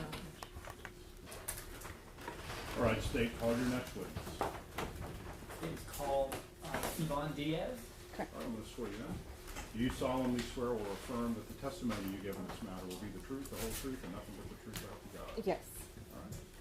Can you introduce yourself to the jury and spell your name for the court reporter, please? Yes, my name is crime scene investigator Yvonne Diaz, spelled Y-V-O-N-N-E. I'm sorry, say it again. Sorry, Yvonne Diaz, Y-V-O-N-N-E. Diaz, D-I-A-Z. All right, state. Good afternoon. Good afternoon. Ms. Diaz, as a crime scene investigator, are you a civilian or are you a uniformed officer? A civilian. You're a civilian, and who do you work for? I work for the SAPD crime scene unit. How long have you worked with them? 14 years. All in that capacity? Yes. Tell the ladies and gentlemen about your training and your experience that made you qualified for this role. Okay. So in order to first apply, you need a bachelor's degree, which I do hold. And then from there, once you're hired, you are given training for 3 months. And then after that, it's continuous on-the-job training. And what kind of training and what kind of duties do you have as a crime scene investigator, and what kind of training have you had in relation to doing those duties? Okay. So as far as my job duties, I'm there to collect, document, and preserve any items of evidence that's at a crime scene. My training consists of 3 months training on collecting evidence, photography, also courtroom testimony. Okay. And in the time that you've been a crime scene investigator, have you had the opportunity to collect evidence from a variety of different crime scenes? Yes. And does each crime scene present certain challenges? Yes. Can you tell us a little bit about what kind of challenges would be at a crime scene? Challenge that would consist maybe the weather. We can have an outdoor crime scene and it'll start to rain. That would be a challenge. All right. Are there efforts that you make and the people part of your team? Yes. Policies and procedures of the San Antonio Police Department to preserve a crime scene to the best way that one can? Yes. And what kind of steps are done to keep people maybe from walking through, or rain from spoiling evidence, and those other kinds of things? So we have officers who are first on scene, preserve the crime scene using crime scene tape. Say if it's raining, then we would try as possible, fast as possible, to conduct photography, also to place maybe markers and just collect the item. Sometimes it would happen so fast that if it's raining, we would rather preserve the evidence than it be washed away. I want to draw your attention back to a crime scene that developed at the 6200 block of Old Pearsall Road on June 23rd, 2023. Do you recall responding to that crime scene? Yes. About what time did you arrive? I don't know what time I arrived at, but I know that I was dispatched around 1:45. Okay. And what was the initial purpose that you were dispatched? So I was originally dispatched for an officer who was assaulted and sustained an injury. Okay. And as the crime scene investigator, what were you going there to do? To take photos of that officer. All right. And so when you arrived at the scene, what did you see? What was going on? So when I arrived on scene, I saw a lot of patrol units in the parking lot. As soon as I got off, I encountered Sergeant Robertson, and once I encountered him, I spoke with him very briefly, stated to me that the scene was active.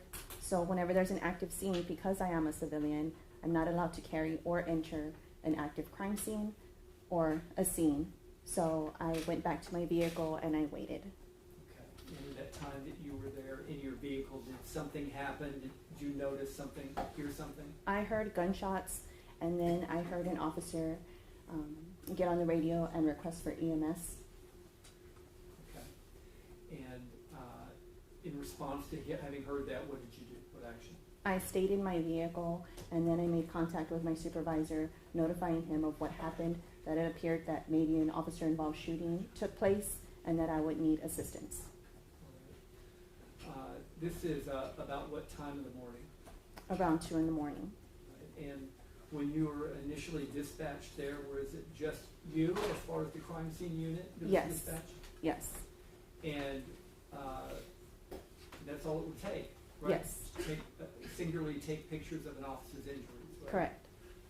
But once the crime scene expanded into EMS being called and someone being shot, were other crime scene investigators also dispatched to that location? Yes. How many others? Do you remember? I recall at least 3. All right. And in the training protocols that you have, how do you divvy up the duties as to who's going to do what? So usually the person who first arrives on scene is delegated the duty of taking photographs and evidence collection, and then from there it's divided by the supervisor. Okay. have you been trained and do your people of the crime scene unit prepare diagrams of crime Yes. scenes typically? What's the criteria of when to prepare a diagram and when not to? So whenever there's a life-threatening 3D Leica scanner is conducted, in this case, the Leica scanner was broken, so a diagram is definitely needed. Okay, tell the jury a little bit more about what a Leica scanner is. Leica scanner is a 3D diagram that takes accurate measurements of where the items of evidence is located. And so you all have been trained in being able to take these pictures and input it into the software that actually can do the measurements Yes. through the photography there, right? Yes. But that instrument was? It was broken, so we did not have that instrument. Okay. So with respect to the crime scene here, was it important to do a diagram? Yes. Because of the absence of that? Yes. Can I approach you on? Yes.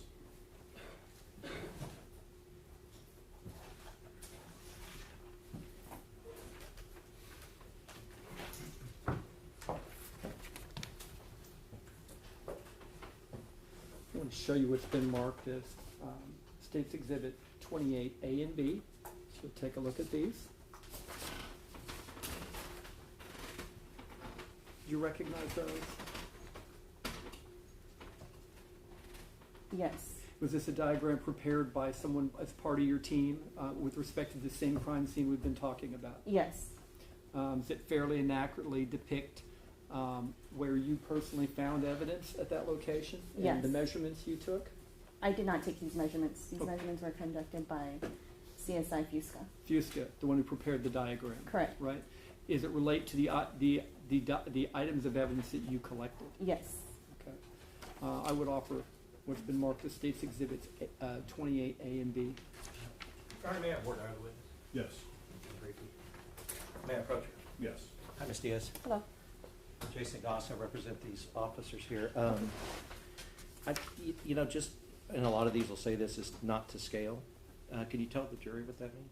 Correct. So the measurements that are conducted are not to scale because of the precision. It's not accurate. You're using a scale, a digital scale, and you're pretty much placing it on the marker, so it could be off by a few inches. Sure. So I guess what that may mean is if something in real life that you're looking at was 3 feet from something else, it may not necessarily be reflected that it was exactly 3 feet on this map. Correct. Okay.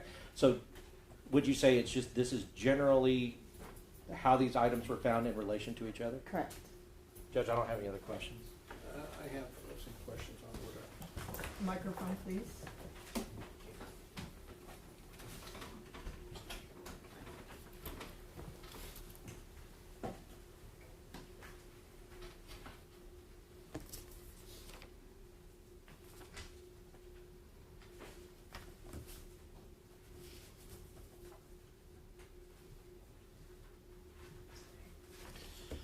All right, I noticed that in State's Exhibit 28B, there's no measurements of the width of the window in front of the patio. Would you agree? I don't know what she put as far as her measurements. That would be something you would have to ask her about. So you don't know what those measurements are in terms of the width of the window on the patio? I do not know that. All right, and you don't know the measurements of the width of what I assume is the TV stand in Exhibit 28B, correct? Correct. That would have to be addressed with CSI Fusca. And you don't know what the angle of the TV stand is with respect to the walls in Exhibit 28B? Correct. And you would agree that there was an opening in the window between the TV stand and the right pillar of the window, correct? Correct. And you don't know the width of that pillar opening, correct? Correct. And there was a wall between the window and the door. You don't know the width of that door, is that correct? Correct. And there is a patio door. You don't know the width or the height of that door, correct? No, I do not. Did anyone take any measurements of the height of the patio window, the vertical height of it? Okay, since I was not delegated the duty of conducting a sketch, I would not be able to answer that. I'm not sure if CSI Fusca took measurements of that or not. All right, so you can't verify whatever the height would be, correct? Correct. All right.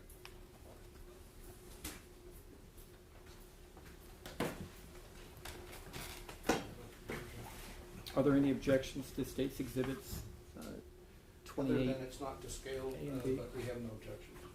No objections? Okay. No objection. All right, they're both admitted. And State's Exhibit 28C, is this just an enlargement of 28B? Yes. And I would offer 28C as well. No objection. Admitted? All right. Probably be helpful if I showed it to you, right? Yes. If you can kind of describe for the jury what they're looking at here. Okay. So this is the interior of apartment. Do you have the report? I do. Okay. Would you like to? Would that be helpful in Yes. refreshing your memory? I've got it right on top.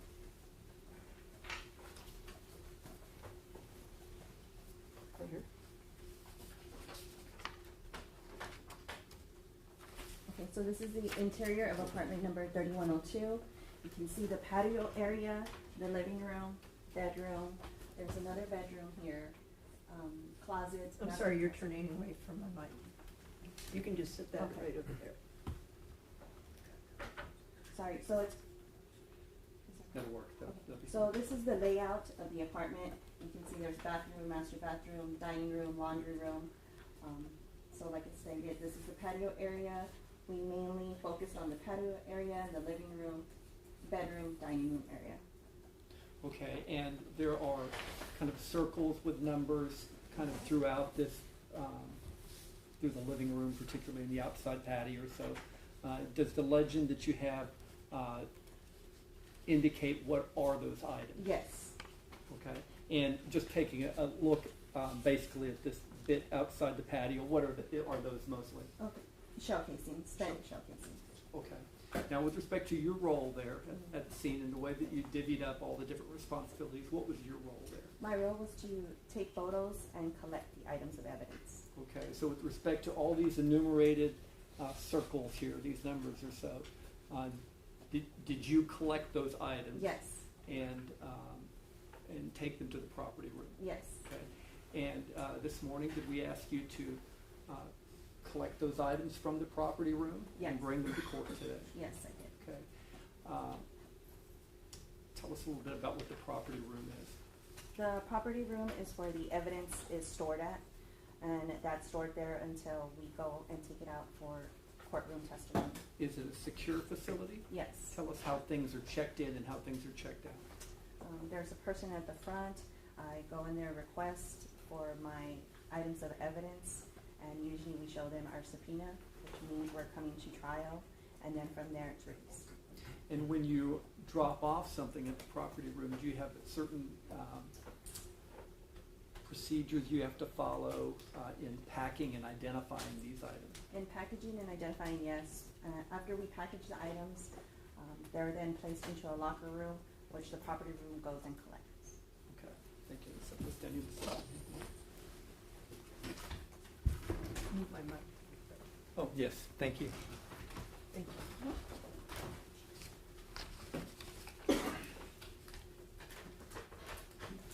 Now, also, at this crime scene, was there also a video taken? Yes. Tell us what is the purpose of a video? So the video is able to show more of the movement. It captures preliminary examination as it's being conducted on a person that's there. Also, you just get a better view of what was not taken during photography. And have you had an opportunity to see that video? Yes. Was it fairly and accurately depict the crime scene as we saw in that diagram and the items of evidence that you collected? Yes. Show me what's been marked as State's Exhibit 150, is that it?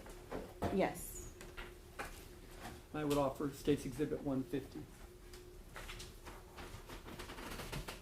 Crime scene video. Judge, we're not here. All right, it's admitted.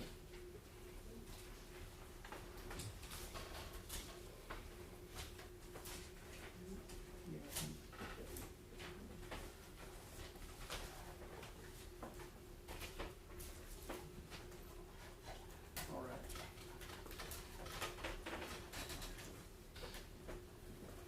May I publish that, Your Honor? Yes. while he's doing that, I'll move on to something.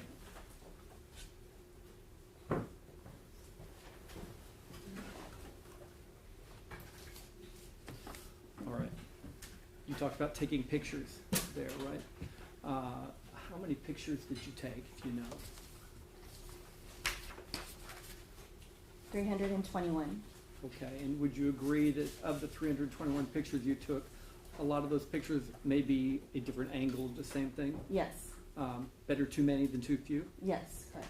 I'm going to have you look through States Exhibits 28 through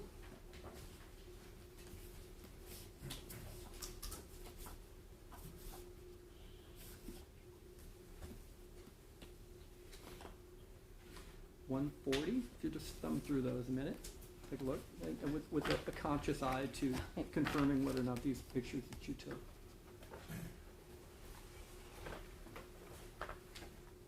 Was that 28? 28 through, did I say one? Yes. 140. This room. Yeah. Go. Is that right? Or do you want something in between then?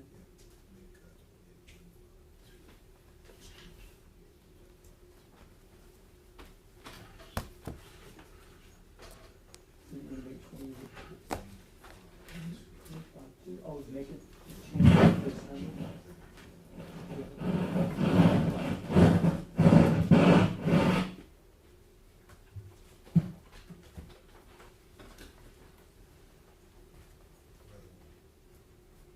Excuse me, 151.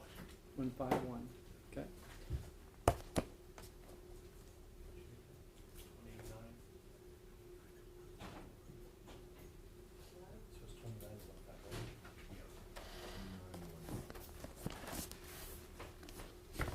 Do you recognize those photos? Yes.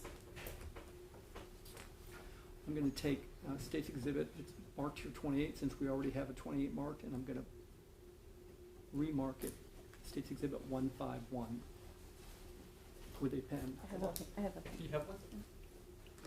Thank you. Thank you.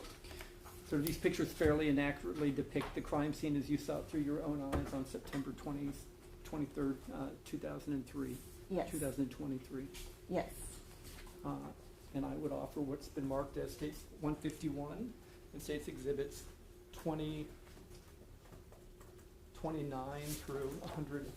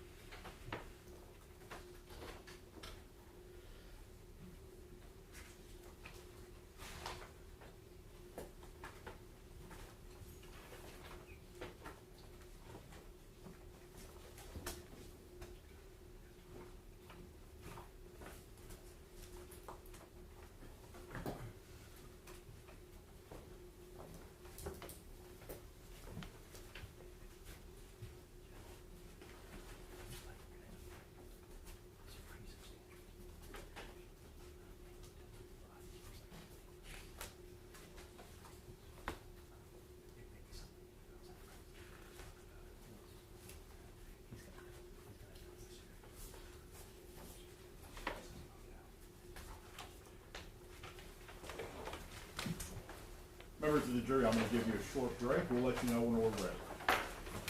All rise for the jury.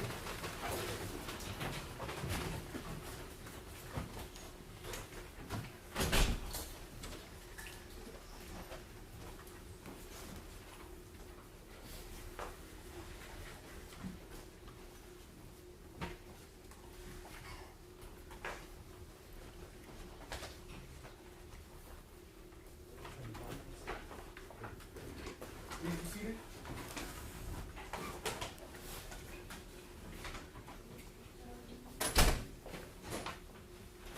You set those up there too, please. Sure.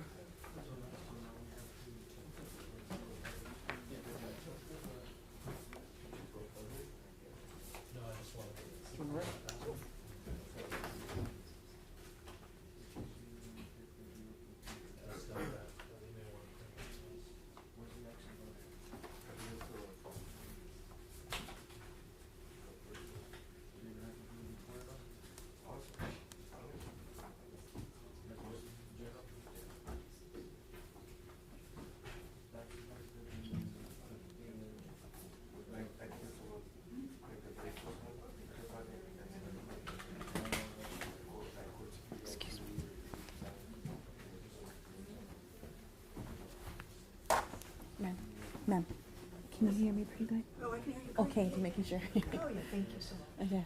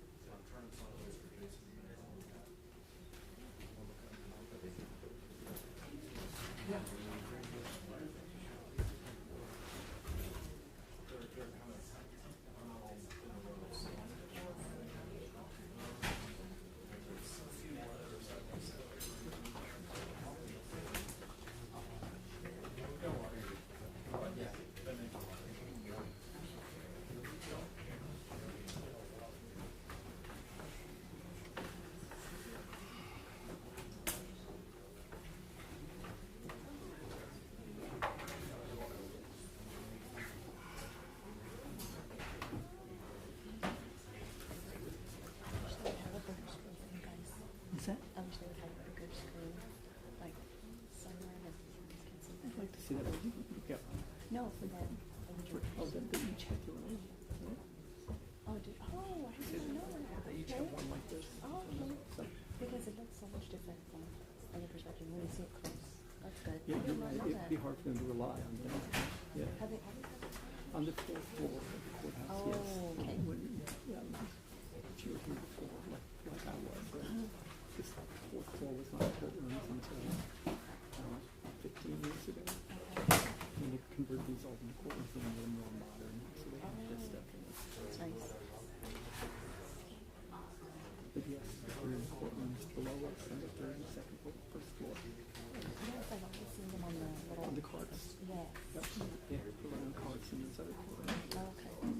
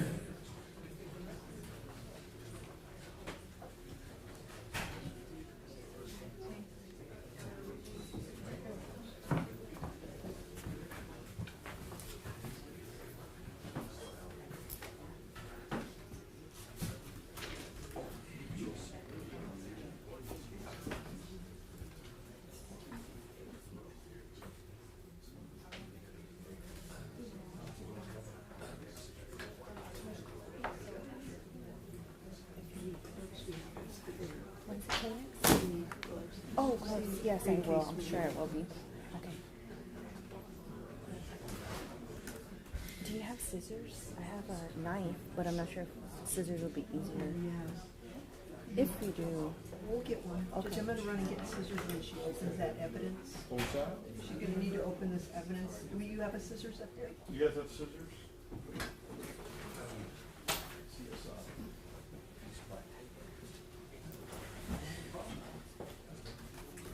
I was gonna say throw one, but.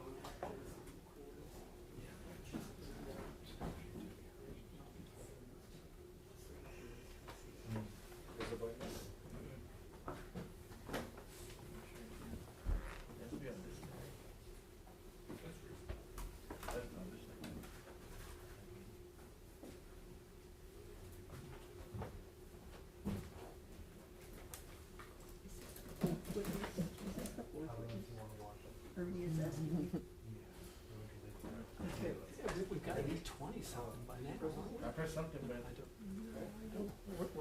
We're farther along. Yeah, I'm like, it don't seem like it. He's joking. That's good for hard. Check to see if it turns back on. I want 6. 6. Ernie is asking me. Oh, really? Tell her to enjoy your vacation. I know, right?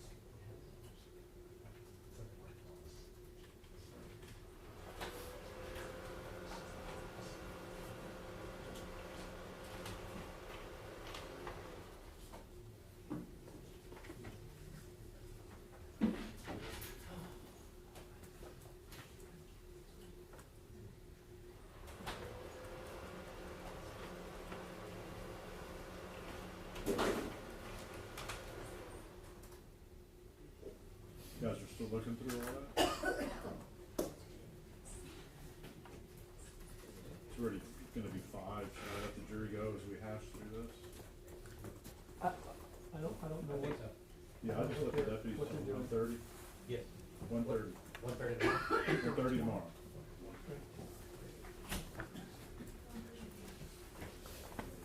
Do you hear that? 1:30 tomorrow.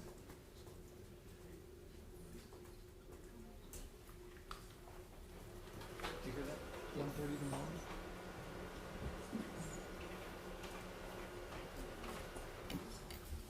This is on. Is there anything that I'm circling or do I need to do?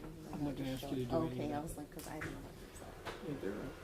I'm sure there is, but There is ways you can circle this kind of things. You know, when they created this system years ago, they didn't really consult. All the people they should have consulted. And so the thing is, when you circle something, if you can't print it, right, it's not whole important. There's really no record of what you've done, right? You kind of like altered the things. Yeah, a lot of times it can do that. So it has a lot of stuff on it we really can't use. okay. But no, I won't do Okay. that. Is that light thing you were talking about, is that an acronym?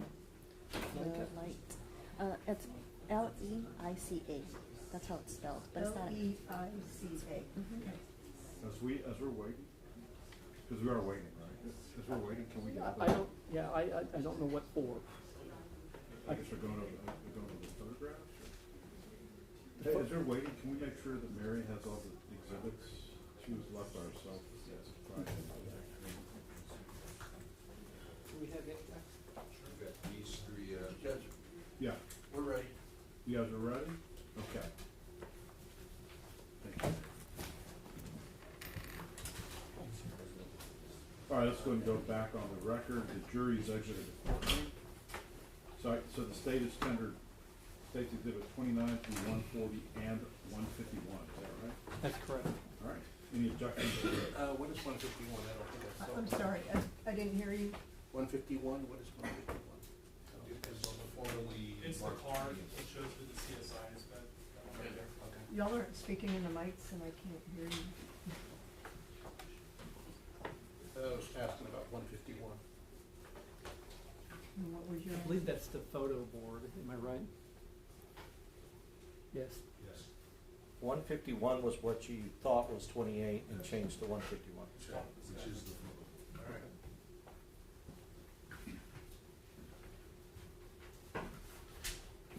No objection. We have objections to, a few of them. Okay. And I think the overarching objection is that these exhibits that I'm showing the court, 79, 76, 78, 79, 83, and 84. Our overarching objection is that these photographs kind of gratuitously show the deceased genitals. Not necessary. She wasn't injured there. I can understand the upper part, but it really is the lower part. There's no point but just to humiliate their deceased. So